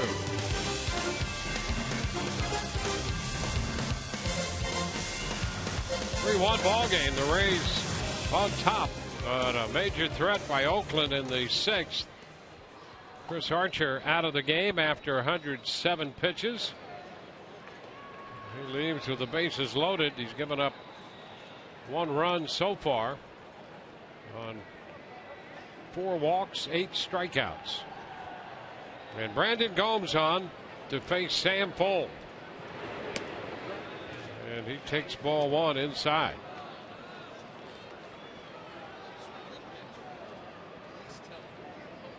It's the 14th appearance by Gomes. I'm sorry, you called that a ball. David Rackley called that a ball. He did. That ball was right down the middle. It appeared to be pretty good. Had 2 or 3 of those at least tonight. And that was off the plate away. There you go. There you go. Pitch number 1, ball. Pitch number 2, strike. I mean, flip a coin. Well, we're all even now. You said this game was disjointed. It has been all night. All around. Yeah.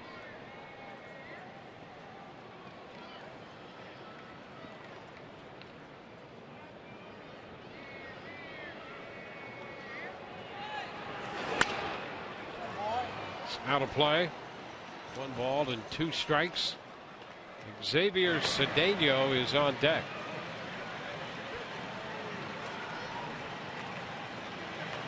Oh, he's actually in the bullpen. We're all disjointed tonight. Cedeno in the bullpen. Billy Burns is on deck. It's contagious. There is just 1 out, correct? 1 out. Okay, the bases are loaded. Good. We're in the 6th. I've got my end covered now. I know my assignment. You just let me know where the bullpen is, and we'll be fine. Wow. It has been that kind of game. You just can't get your. I'm not sure you want to get your arms around this one the way it's been, but it's hard to do. Only if it ends well. Then it'll all be worth it. And a cut and a Fuld is out on strikes. Boy, how about that? Brandon Gomes going with the split, 2 strikes. Boy, he got that thing tucked back in there nice, and you see that dipping action is late, and Sam Fuld trying to go down there, cannot get low enough. Well, that's huge, huge. Well, here is Billy Burns. He walked in the 5th inning, 0 for 2.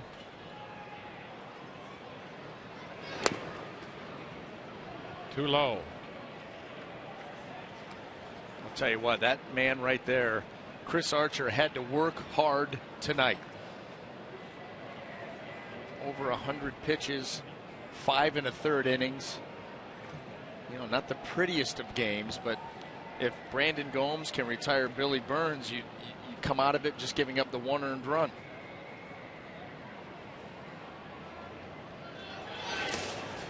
Well, nice stop right there, staying in front of that pitch by Rivera. They had to scoop the fastball down, block that. Think about the strikeout pitch to Fuld was down.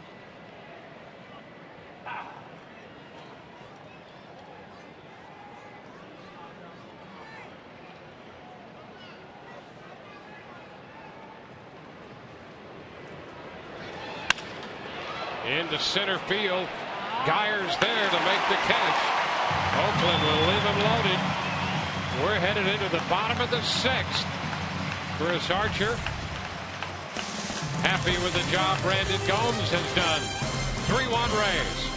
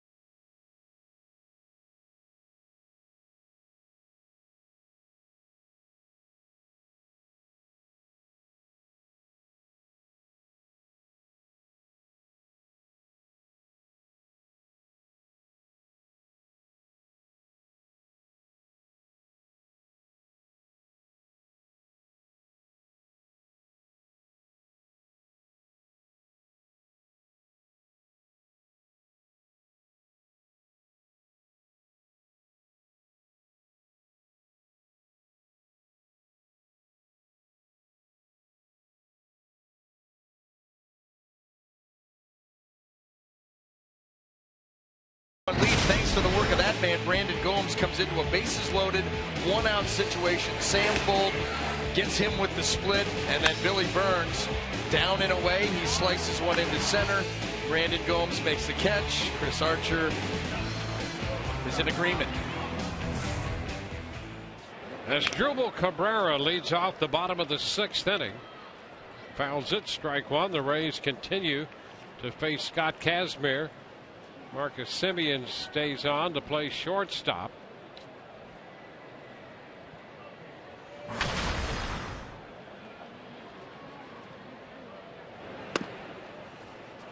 It's now 1-1. Semien at short after his pregame time with Ron Washington. Brought in to try to bring some stability to the defensive side of this Oakland club.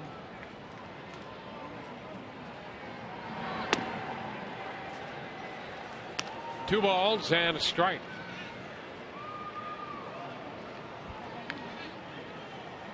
if you're pitching BA on a team that has made 46 errors, it has to affect the way a pitcher approaches his job, whether he wants it to or not.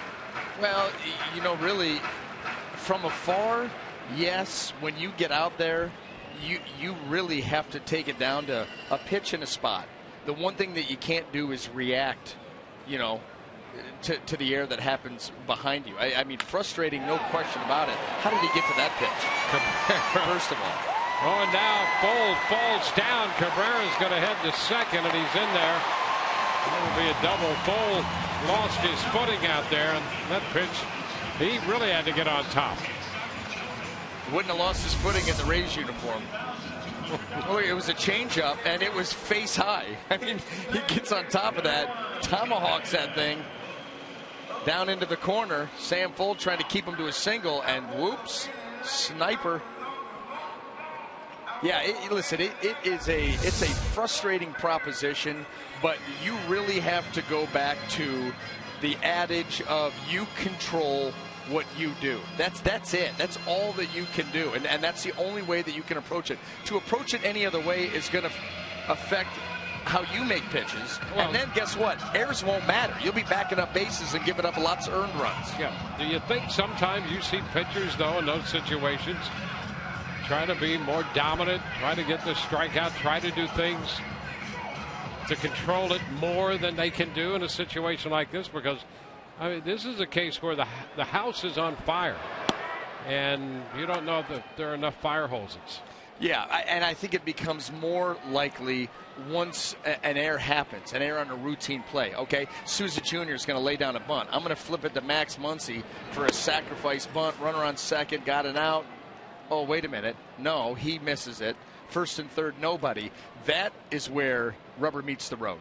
That's where it's tough. It's tough. Because you're like, that is as routine as it gets. I'm throwing you a ball underhand, and it's right there. Yeah, tough to dismiss those things from your mind. It is. It absolutely is. 1-1 to Beckham after the double by Cabrera. I mean, you look at. Well, then what ends up happening after that, Dwayne? What you said. All of a sudden, Longoria comes up, and he's trying to hump up on the heater, up in the zone to blow him away, because that's what we've seen him do in those situations. And Longoria is laying in the weeds and jumps out, but gets the head out. High chop to second. Sogard's going to make the play. Over to third goes Cabrera. And maybe puts this game away. Yeah. I mean, it's extremely difficult. The one thing, this is where it gets weird. On one hand, you have a couple of bad games, and the one thing about baseball, everybody says, well, you know what, you come out and get them tomorrow. Well, when you're playing this poorly in all aspects of the game, well, you got to go get them tomorrow. I mean, it's the whole. Oh, you mean tomorrow's going to come? We got to do it again? Right. I mean, you'd like a day or two. You like the All-Star break. Kind of put the brakes on. Rolling down the hill rather quickly. Rene Rivera, look out, fellas. Hot shot down that third base side. And I'll tell you what, if it's not turned around in Oakland, like now, Billy Beane's going to be proactive. Yeah, they're going to be anybody with value. See ya. Scott Kazmir will be traded. Ben Zobrist, they'll get him healthy. He'll be gone. 1-1. And from the front office perspective, if it continues like that, what else do you do? Try to accumulate as much young talent as you can and develop that. Especially because this team traded away so much big league talent, or should I say let a lot of big league talent walk at the end of last year, and traded away a lot of their top prospects. Yeah, and there's a guy who, Bob Melvin, a good manager, a good guy, tough on him. Cut and a miss. Rivera now 2-2.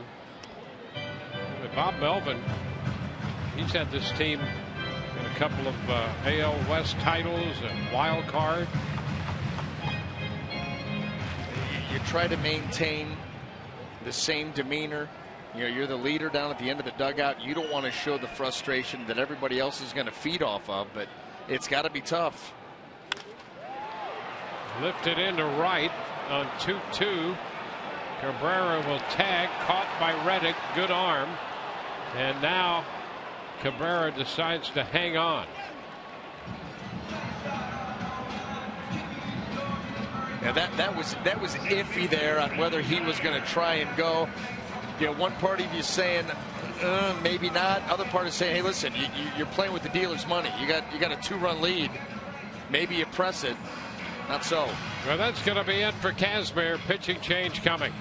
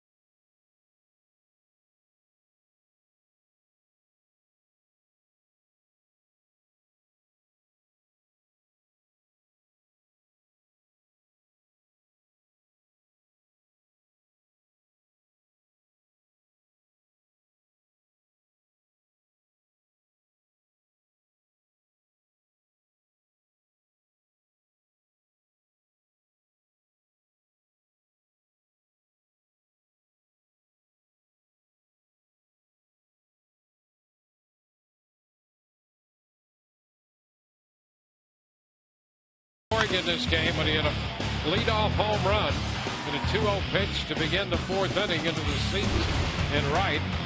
Evan Longoria connected with 2 men on in the fifth for the Rays, and that has accounted for all the scoring. It's 3-1 in this matchup between Chris Archer and Scott Kazmir, and really to this point 2 key members of that 2008 championship team for the Rays squared off. It was Longoria against Kazmir, and Evan hit the 3-run home run.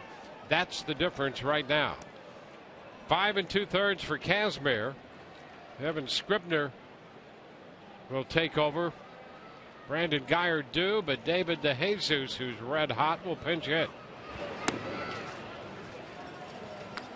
So the Rays make a bid to get another run here. They have Cabrera at third with 2 outs, and DeJesus is the pinch hitter.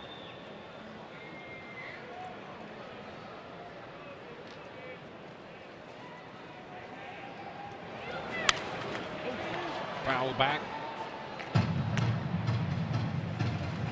How hot has he been? Take a look at this. The last 15 games, 417. 3 home runs, 10 driven in. He's done a nice job with runners in scoring position. He's done a nice job of using left field. He's been fantastic. One more time. 1-2. Trying to ambush him on the inner half, but his hands extremely quick, good recognition. All 4 of his home runs this year have been in that vicinity. Ground ball, right side. Sogard is second, makes the play, and the Rays will leave the runner at third. Through 6, 3-1 Tampa Bay.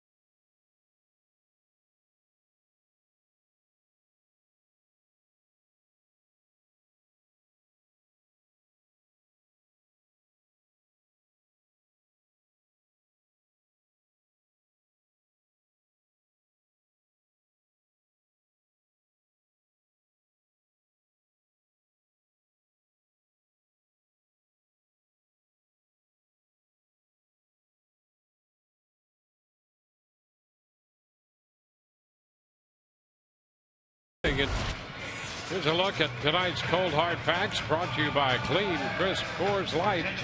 That bullpen since the 19th of April tops in ERA, opponent's batting average, and strikeouts. I mean, that tells the story.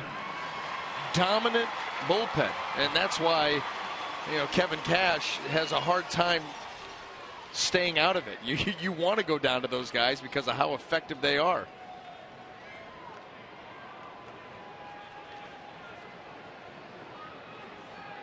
Eric Sogard will open the 7th inning. Kevin Kiermaier's out there in center now. David DeJesus stays on to play left. And Kiermaier is going to get an opportunity on the first pitch of the 7th. Sogard is out number 1. And as Josh Reddick strolls to the plate, we'll check in with Todd Callis. Todd, what's up? Hey, Dwayne, tomorrow is our Sunday. Coming up on Sunday, this will be a kid's Sunday, a family fun day. This is the giveaway item, and it's a camo tank top. You want to try this on, Easton? You want to try? This is what the giveaway is, and Easton's not going to be at the game, but here's the shirt for you. It's going to be 888 fan raise, raisebaseball.com. There's a post-game concert afterwards, and for cars with 4 or more passengers, you go into the main lot, you park for free. Here's what it looks like. Can you spin around and look at our camera? Thank you, Easton. Appreciate it, guys. Back to you. We'll see you Sunday. Kids 14 under, get this shirt. Back to you. All right, making friends out there. That's a pretty good look. I'm going to tell you what. I'm going to pick one of those up for the kids. Yes. You can't see it, but I'm air quoting right now. Yep. For the kids. I'm going to get a youth schmedium, and I'm wearing it to the gym. Are you now? Oh, I am. That's a good look. That's a really good look. Yeah, we might have to send the camera crew out there with you. Yeah. We're looking for something maybe on the pregame on Rays Live. The pregame that would spice it up a little bit. Yeah, this is what right here for the kids. Dwayne, it's always for the children. Of course. You say it's for the children, you can do anything apparently anymore. So, I want to see photos of your workout. High shot to center. Kiermaier right there for this one. So Kiermaier enters the game. Takes care of the pop fly to shallow center from Sogard. Reddick under that one. Send it back a few steps. 2 gone. Here's what I'm going to tell you. I pull that shirt on and head to the gym that I go to, and they will tie me in the rafters. You won't see me again. That's just a fact. I don't play any games there. Very serious. Very strong. We make sure that you take the camera then, because we want to see all of that. Document it. Yeah. Strike to Billy Butler. Butler singled in the first. He's 1 for 3.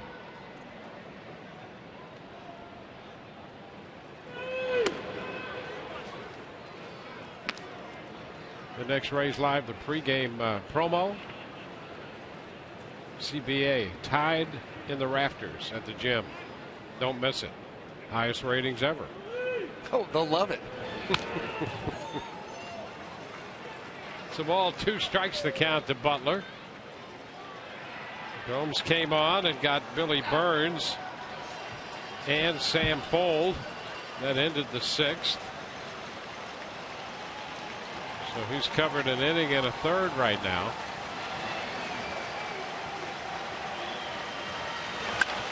Back over the bag and threw into center. He got it over the mound, over the bag, and threw into center. And apparently right through Brandon Gomes. How did that ball miss the Rays pitcher? We've seen Billy Butler go up the middle a couple of times in this ball game. How does it get by him? Oh, okay. Skimmed off the backside. And the Rays are going to make another pitching change with the left-handed bat of Steve Vogt due.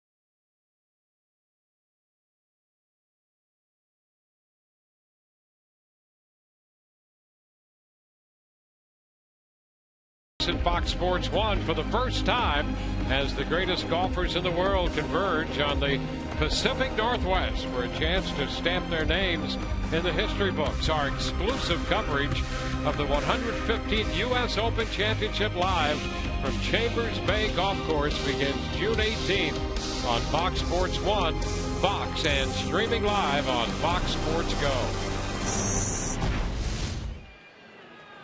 Xavier Cedeno in the game now with a man at first, 2 outs, and Stephen Vogt in the batter's box.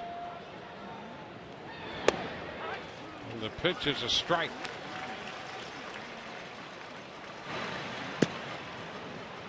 Steve Geltz up in the bullpen.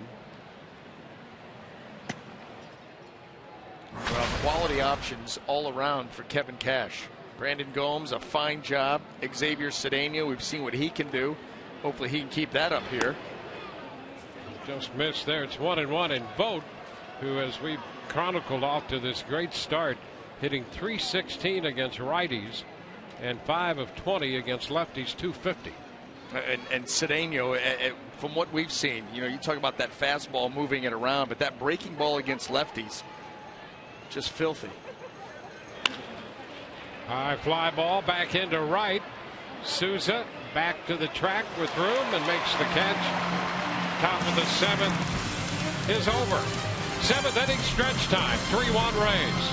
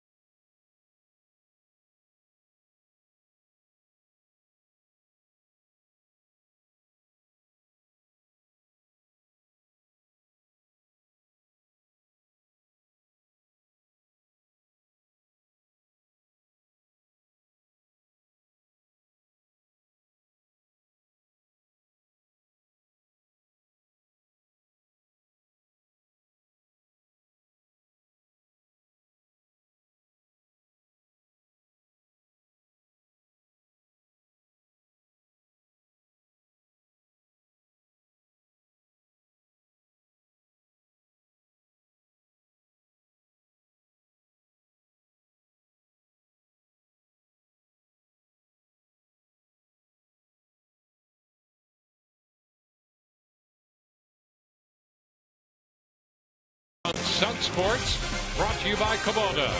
For more information or to find a participating dealer, go to FloridaKubotaDealers.com. By Checkers, get Checkers Authentic Philly Cheesesteak or try the new Meatball Sub. Pick yours, 2 for $5. And by your Gulf Coast Honda dealers. Rays hold a 3-1 lead moving into the bottom of the 7th inning at Tropicana Field tonight. The Rangers batting in the top of the 8th in New York, leading the Yankees 8-5. And Steven Souza Jr. about to lead off against Evan Scribner.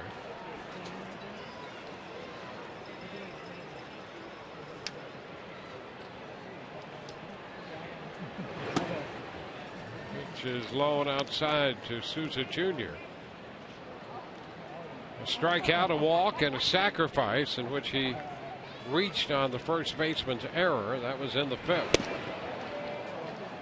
Now 1-1. Missing a slider.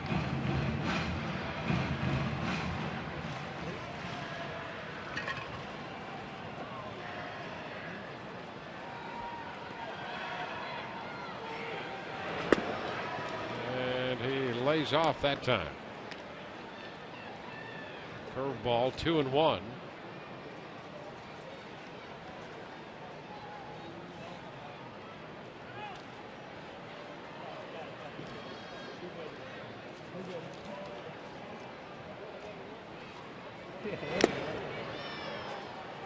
Two balls, 2 strikes.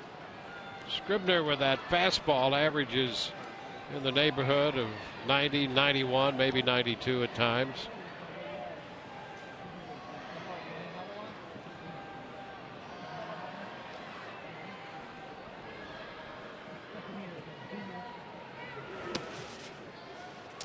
The count is full. Evan Longoria, belting his 5th home run of the year, is on deck.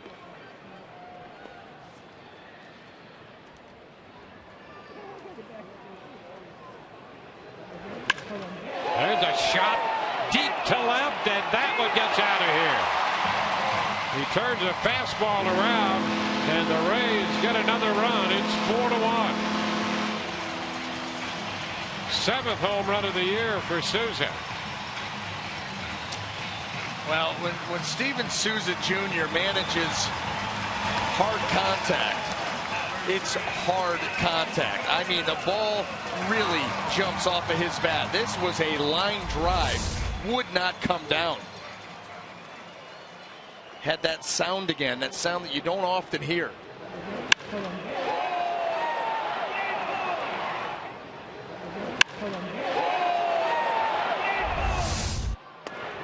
Now Longoria looks at a strike. Yeah, you're right. It's a different sound altogether. It really is. I mean, that ball with that trajectory off the bat of just about anybody else on this field is a double in the gap. Ground ball. That's going to go through past the diving Simeon. Longoria has his 2nd hit.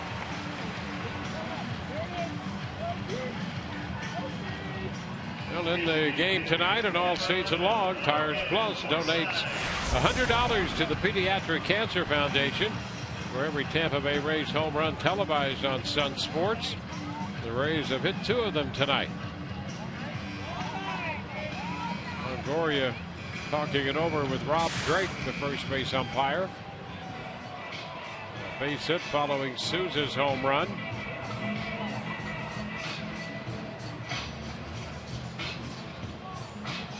Kirk Young out there running this conference on the mound. You see the Rays have Kevin Jepson and Geltz up in the bullpen.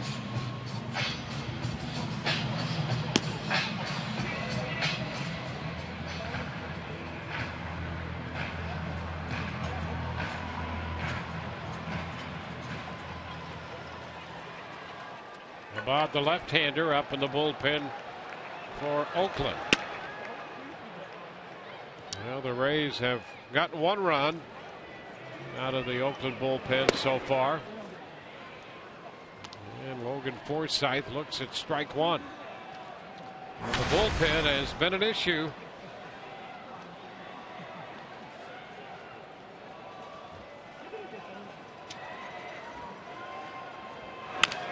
Tap left side. Laurie with the pickup and the throw to first. Up to second goes Longoria. And Logan Forsythe is the first out. Well, there comes Bob Melvin with Kevin Kiermaier due. We're going to get another pitching change for Oakland. 4-1 Rays.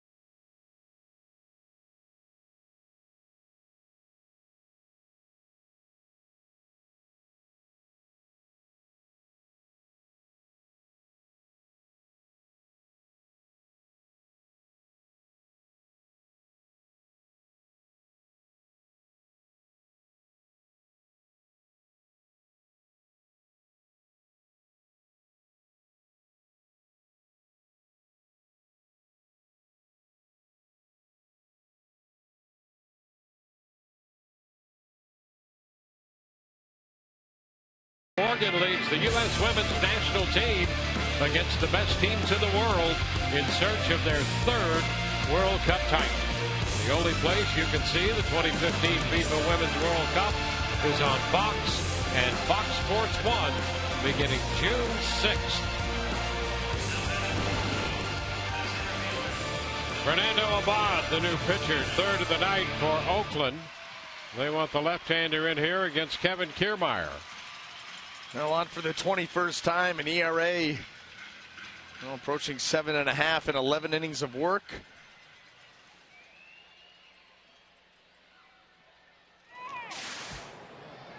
Well, this has been a trouble spot, and the Rays would like nothing more than to continue to exploit this bullpen, lengthen this lead a little bit, a little more breathing room. Rays now have 10 hits and 4 runs on the night.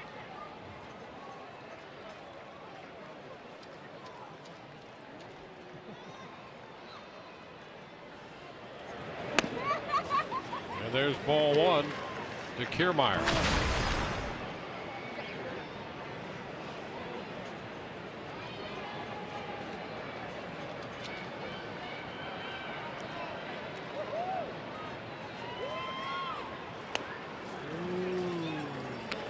Two balls, no strikes.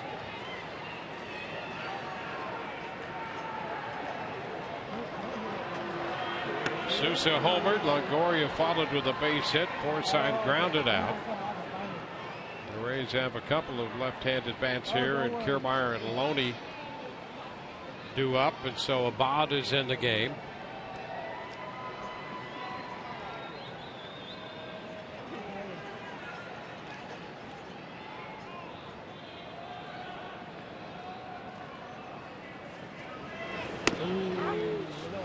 Finds the zone there. Abad has truly been a left-handed specialist. He's pitched fewer than an inning in each of his last 12 outings for a grand total of 4 1/3. And he's given up 7 hits and 6 runs in that stretch. Fastball is fouled back. 2-2.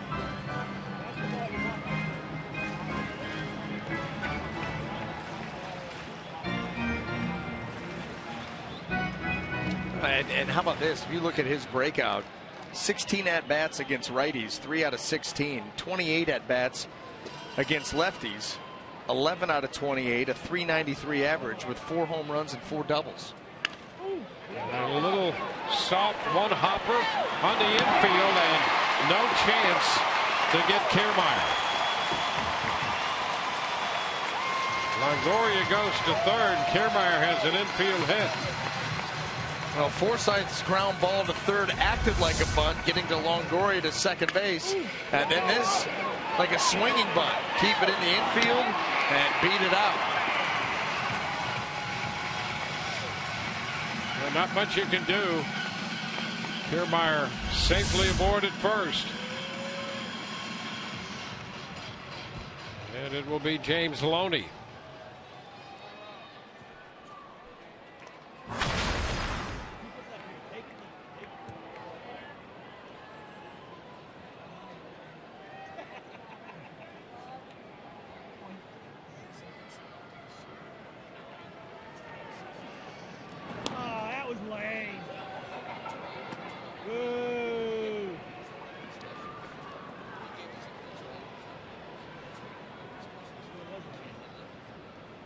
Loney 1 for 3 tonight.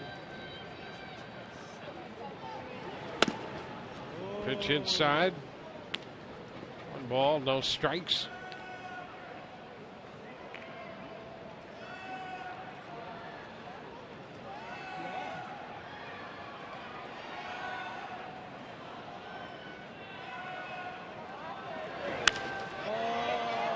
Into left. Fold sets up to make the catch. Tag at third. Longoria heads to the plate, and he is out at the plate. So the Rays lose that base runner to end the inning as Sam Fold throws out Evan Longoria. 7th inning is over. Rays get another run on the home run by Steven Souza Jr. It's now 4-1. Tampa Bay.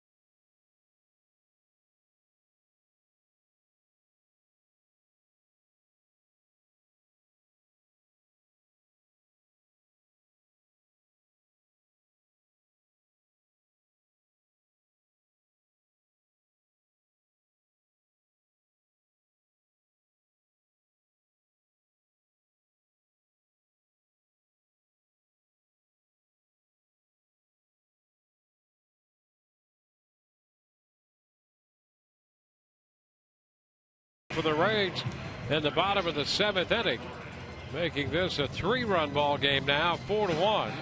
And Kevin Jepsen enters, making his 21st appearance. He continues to be a busy man out of the Rays bullpen. Well, this has been a Rays bullpen that has been busy all around their innings, right at the top of the heat in Major League Baseball. Kevin Jepsen, 21st time out there. ERA 1.96.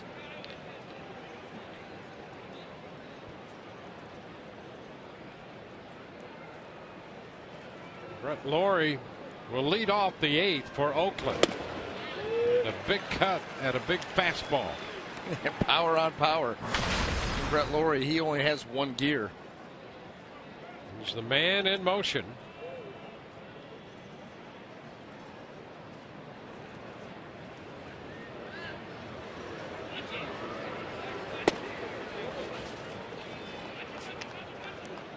Well, 1 ball and 1 strike.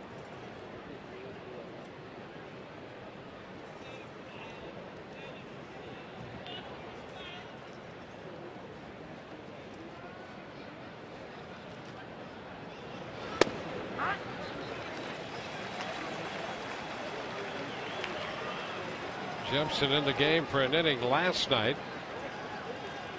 He worked the 7th inning, got a strikeout, gave up a walk.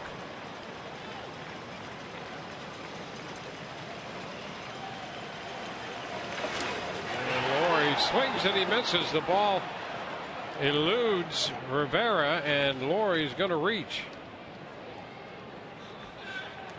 Curveball. Lawrie went after it.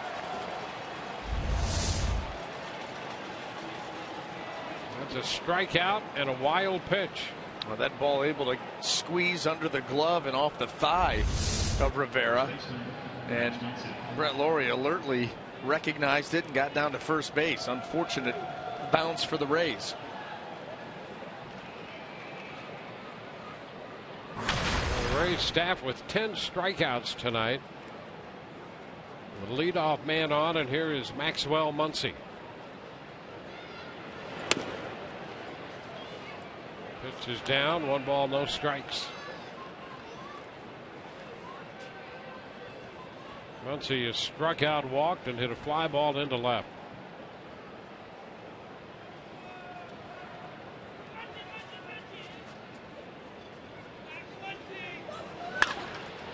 Fly ball lifted into center. Kiermaier takes care of that one. 1 out.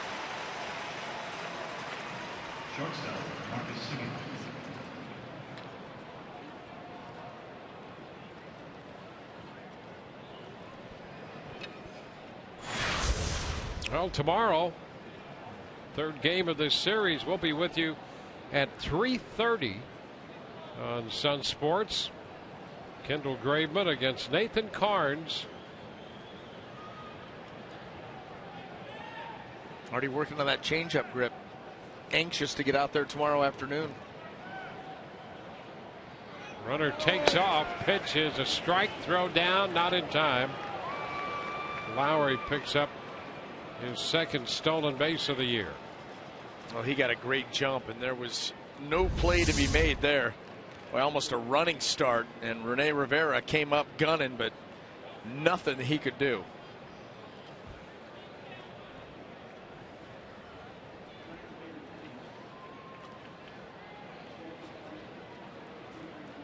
Well, nothing to worry about on his end. You know, some of these stolen bases come off of the pitcher, some off of maybe a bad throw by a catcher. That was all Rene Rivera could do. That was stolen off Kevin Jepsen, who was concentrating on the hitter, and let Lowry get that running start. It's too tight to Semien. Semien pinch hit in the sixth and walked.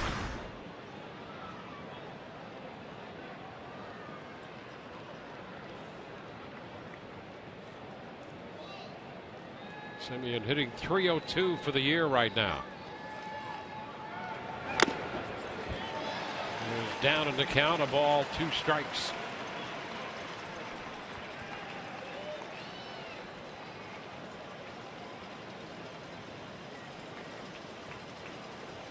Sam Fold on deck.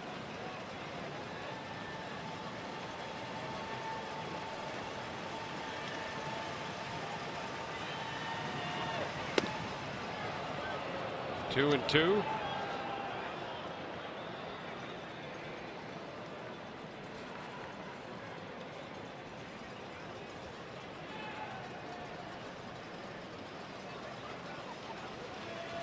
Runs, 11 hits for the Rays, a run, 7 hits for Oakland. You see Lowry off second. Ground ball to short. Cabrera with the pickup. Semien's the second out. Lowry advances over to third. 2 outs in the 8th, and Sam Fold walks to the plate.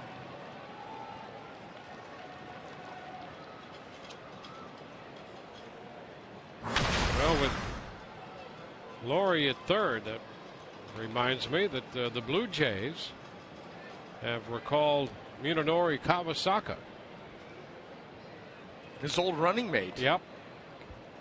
Kawasaki was about as animated as you could be, and right there with Brett Lowry when they were together on that Toronto infield at times.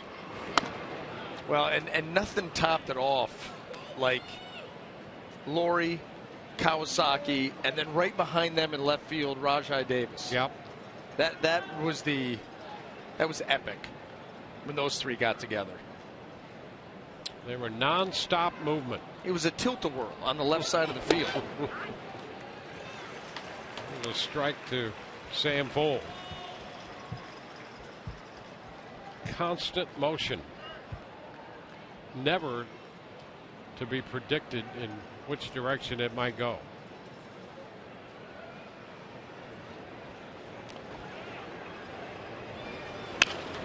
Ground ball.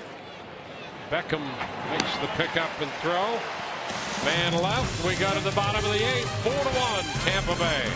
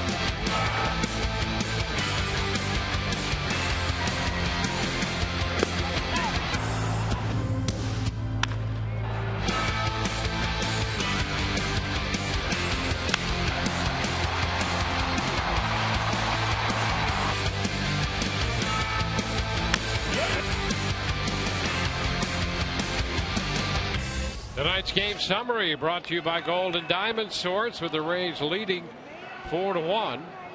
Rays have hit a couple of home runs tonight. Evan Longoria's 3-run 5th inning shot. Steven Souza Jr. a home run in the 7th.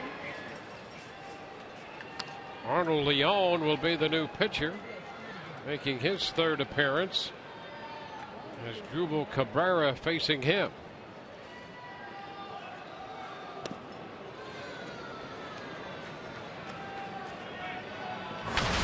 Well, this Oakland bullpen, 3rd appearance, looking for any kind of help that they can get. And how about they go out and pick up Edward Mujica, who goes down last night, gets that ball line drive back at him, made the play, ended up having a fractured thumb. And so he's out. He had a laceration and a fractured thumb. He's gone. So that bullpen that has been battered, physically battered last night, they were hoping that Mujica, been around a while, a veteran, could lend a certain level of stability to their bullpen, but now he's gone.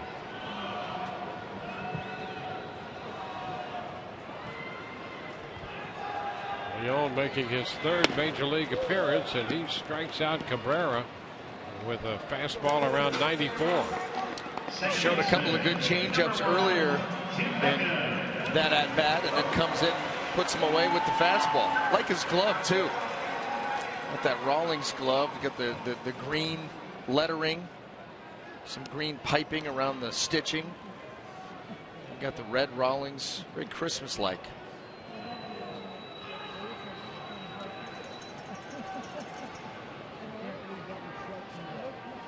Faces Tim Beckham. Leon out of Culiacan, Mexico.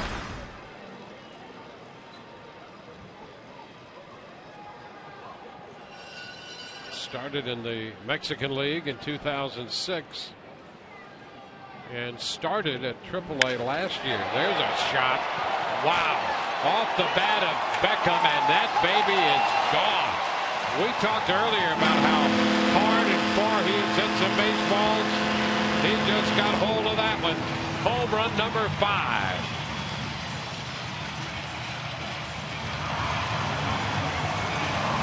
Now Tim Beckham's got that little that hitch in the swing with that front leg. Watch him bring that thing up. Watch the timing. Foot down. Everything is in perfect. That's the shot right there. Perfect sink. That little leg kick, and see you later. Rivera on the ground, diving, stopped by Laurie, uprights himself and makes the throw to first. Hopped right up and fired to first to get Rivera. Let's take a look at that side shot again. That was a heck of a play by Laurie, but that home run by Beckham was mammoth. Now watch his leg kick up, gathers himself. I mean, that is absolutely perfect. I guess that's what you do when you go to the Captain Morgan deck. You can't be out of sync and pound one off that thing. What a shot. He had tripled to center field in the 4th.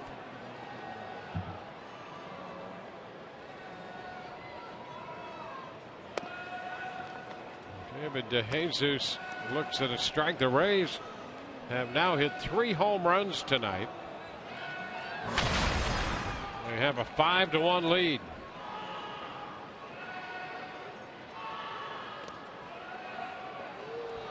One and one.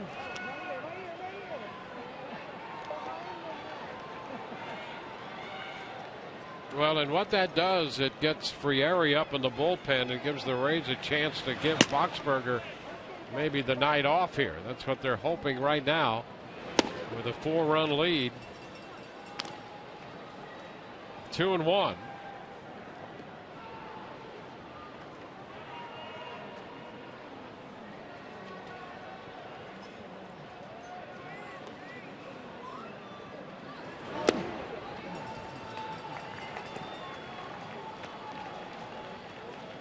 3 balls and a strike. Beckham still feeling that blast. And why not? Wouldn't you? Absolutely.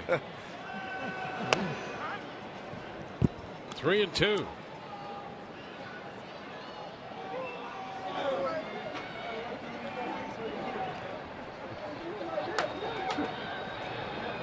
Good times all around.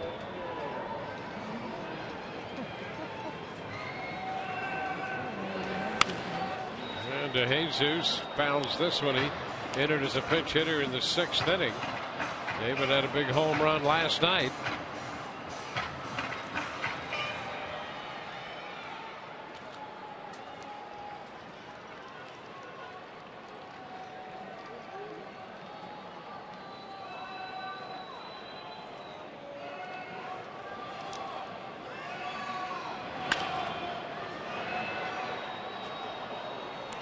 DeJesus battling Leon.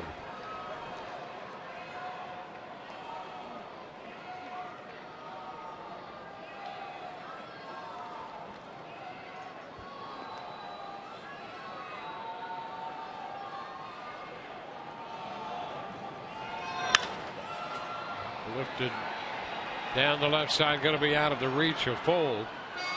Well, Beckham's first 3 home runs came off lefties, but the last 2 have been off right-handed pitching.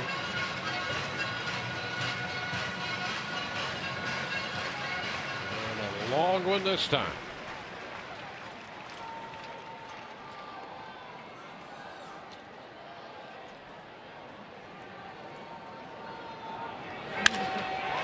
DeJesus sends one to center. Burns back, not yet to the track to make the catch. Rays out in the 8th, but they get a run on the long home run off the bat of Tim Beckham. And the Rays will carry a 5-1 lead into the 9th.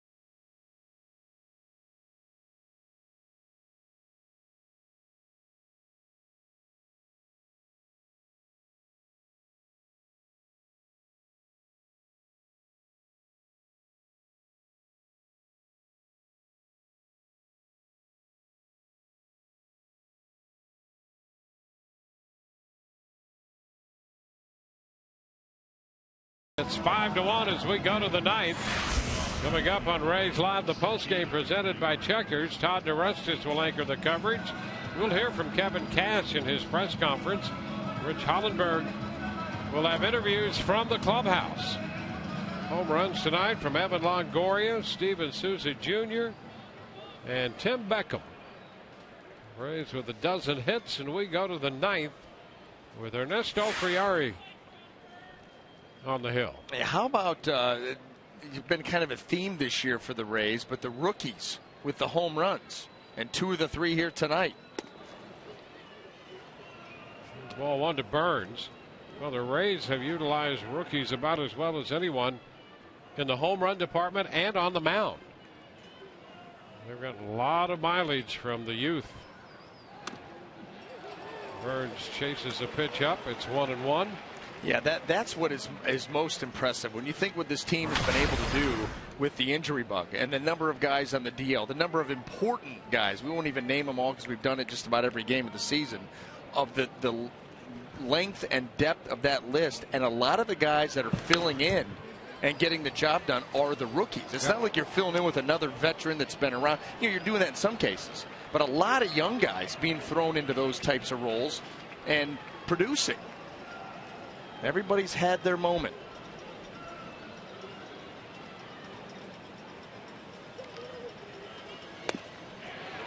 And a cut and a miss takes care of Burns. The 11th strikeout for Rays pitching in this game. Well, the Rays have always attempted to stress organizational depth, and boy, they have needed that this year with the injuries.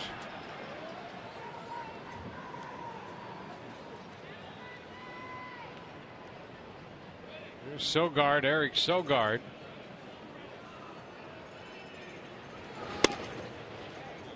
Pitch is down and in.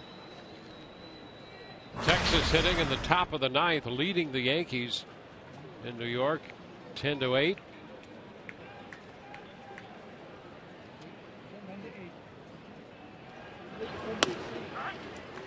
There's a strike. It's 1-1. Rays moved into first place alone last night with their victory. The Yankees were off, so the Rays with a half-game lead on New York.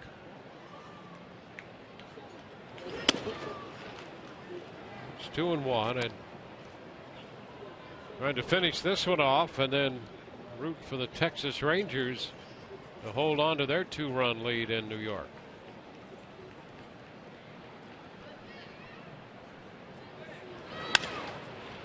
Toward the left field line, the Jesus will cut over there, but no chance. Down near the bullpen, 2-2. Orioles have an 8-4 lead in the top of the 8th over the Marlins in Miami.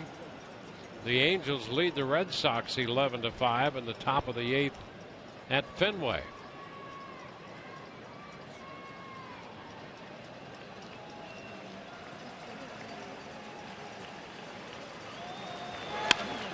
Liner going to be a base hit over Cabrera's head. Kiermaier will make the pickup and hold Sogard to a single. So a base hit into left center, and the Rays do have Boxberger up in the bullpen.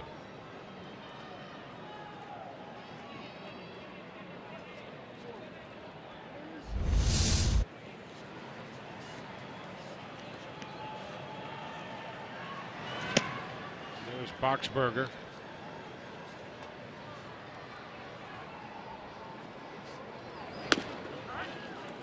That's a strike to Josh Reddick.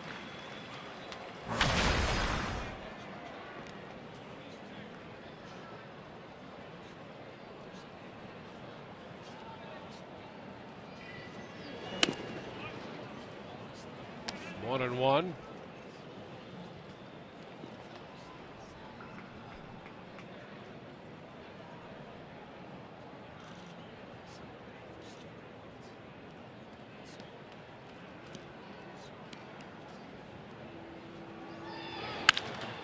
There's a base hit into center field by Reddick. That'll send Sogard to third. And with only one out, Oakland putting up a fight. Well, the top of the order, Sogard the other way, Reddick into right center field. And Boxberger going to start heating things up here a little bit. Kevin Cash would love to stay away from him, but we got to shut this ball game down at some point. Well, a good hitter in Billy Butler. He's 2 for 4 tonight. The first pitch to him is too high. Yeah, you got Butler, you've got Vogt on deck, you've got Laurie. I mean, this is a time to make some pitches. And that's a strike. And I'll tell you, this shows you how much Cash wants to stay away from Boxberger to even give Friere Butler. Reward the faith.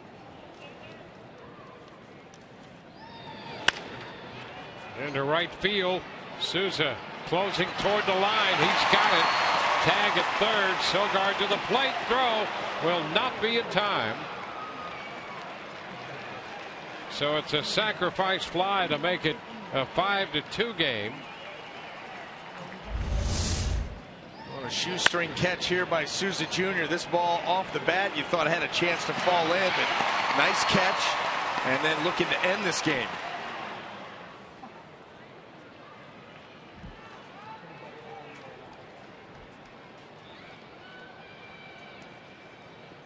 So it's a 5-2 ball game now, and Kevin Cash comes out here with Stephen Vogt due up. We'll be back in a moment.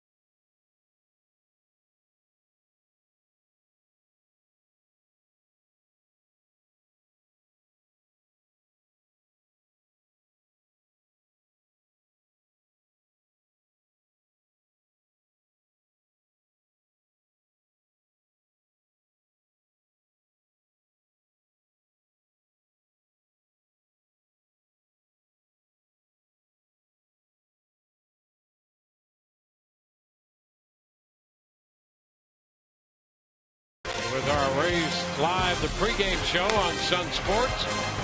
And Nathan Carnes will go to the hill for the Rays, looking for his fourth win. Coming in 3-1. He'll be opposed by Kendall Graveman in the third of this 4-game series. Well, Brad Boxberger's in this game after all. And he's going to face Stephen Vogt. Runner at first, 2 gone. First pitch is a strike, and on indifference, Reddick moves up to second base. Give you an idea how much the Rays would have preferred Boxberger had the night off. Friere faced Butler, who was 2 for 3 with a home run off him. There's a little number foul. The count now is 0-2. They got Butler on the sacrifice fly. And with a 3-run ball game now. Reddick's at second, 2 outs. 2 strikes the count to Vogt.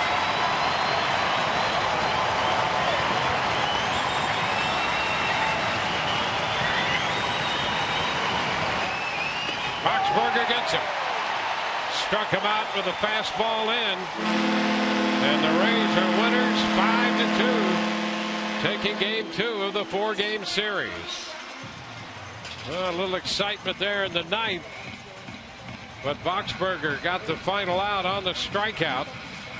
And the Rays go to 24-19. And right now have a full game lead on the New York Yankees in the American League East, with a chance for that to go to a game and a half. Here's the final pitch. The fastball in, got him. Just tied him up. That just absolutely tied him up. Good velocity. Kept it above the hands. Up and in. And quick end to this game. by Boxberger. Well, for the Rays tonight, 5-12-0 with 8 left for Oakland, 2-9-1 with 12 left. Archer gets his 5th win. He's 5-4. Kazmir, the loser, 2-3. Took 3 hours and 5 minutes to play this game. Boxberger picks up his 13th save. And Todd Callis standing by with Evan Longoria right now. Dwayne, thanks. Evan, you guys have now won 4 out of 5, taking the first 2 here against Oakland. You feel like you guys have been on a nice little run, especially the way the pitching's been going? Yeah, I mean, that's where it starts. You know, pitching staff's been great, and we've been getting some timely hitting, so it's been going well for us. Different facing Kazmir, a guy you shared an American League championship with, and kind of a different guy now than he was back then. Yeah, I mean, he was really good today. I mean, I don't think we've seen him up as high as he was. I mean, he was 94 to 96 today, and really just made the one mistake pitch up to me, and other than that, he was pretty good. And take us through that. We'll see. You're down in the count there. Big spot in the game because you guys had some opportunities prior to that. Yeah, I mean, I had another at-bat earlier in the game with a runner on third. He made a couple good pitches, and I think he was trying to come in there and, just missed out over the plate and up, and really just trying to kind of drive the ball to the outfield there and get a sac fly, and ended up going over the fence. Kind of a day with all the X-Rays involved, Vogt with the homer, and then Sammy, as we've seen plenty of times, gunned down a runner at the plate. Yeah, I mean, I knew it was going to be close, and I just figured in that situation right there, up 4-1 at the time, if he doesn't make a perfect throw, I'm safe at the plate. So, but yeah, I mean, he makes those throws routinely, and guess I can't challenge him anymore.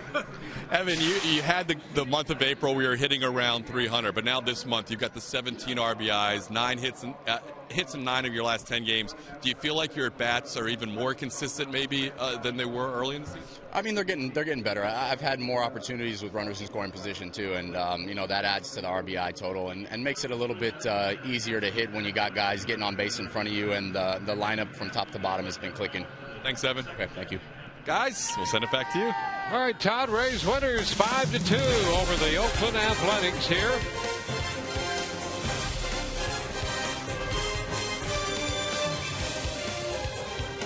The Rays go to 24-19. We'll be with you tomorrow at 3:30 with our pregame show on Sun Sports for Ron Anderson and Todd Callis. Dwayne Stats, hope you've enjoyed the telecast. Rays Live, the postgame is next.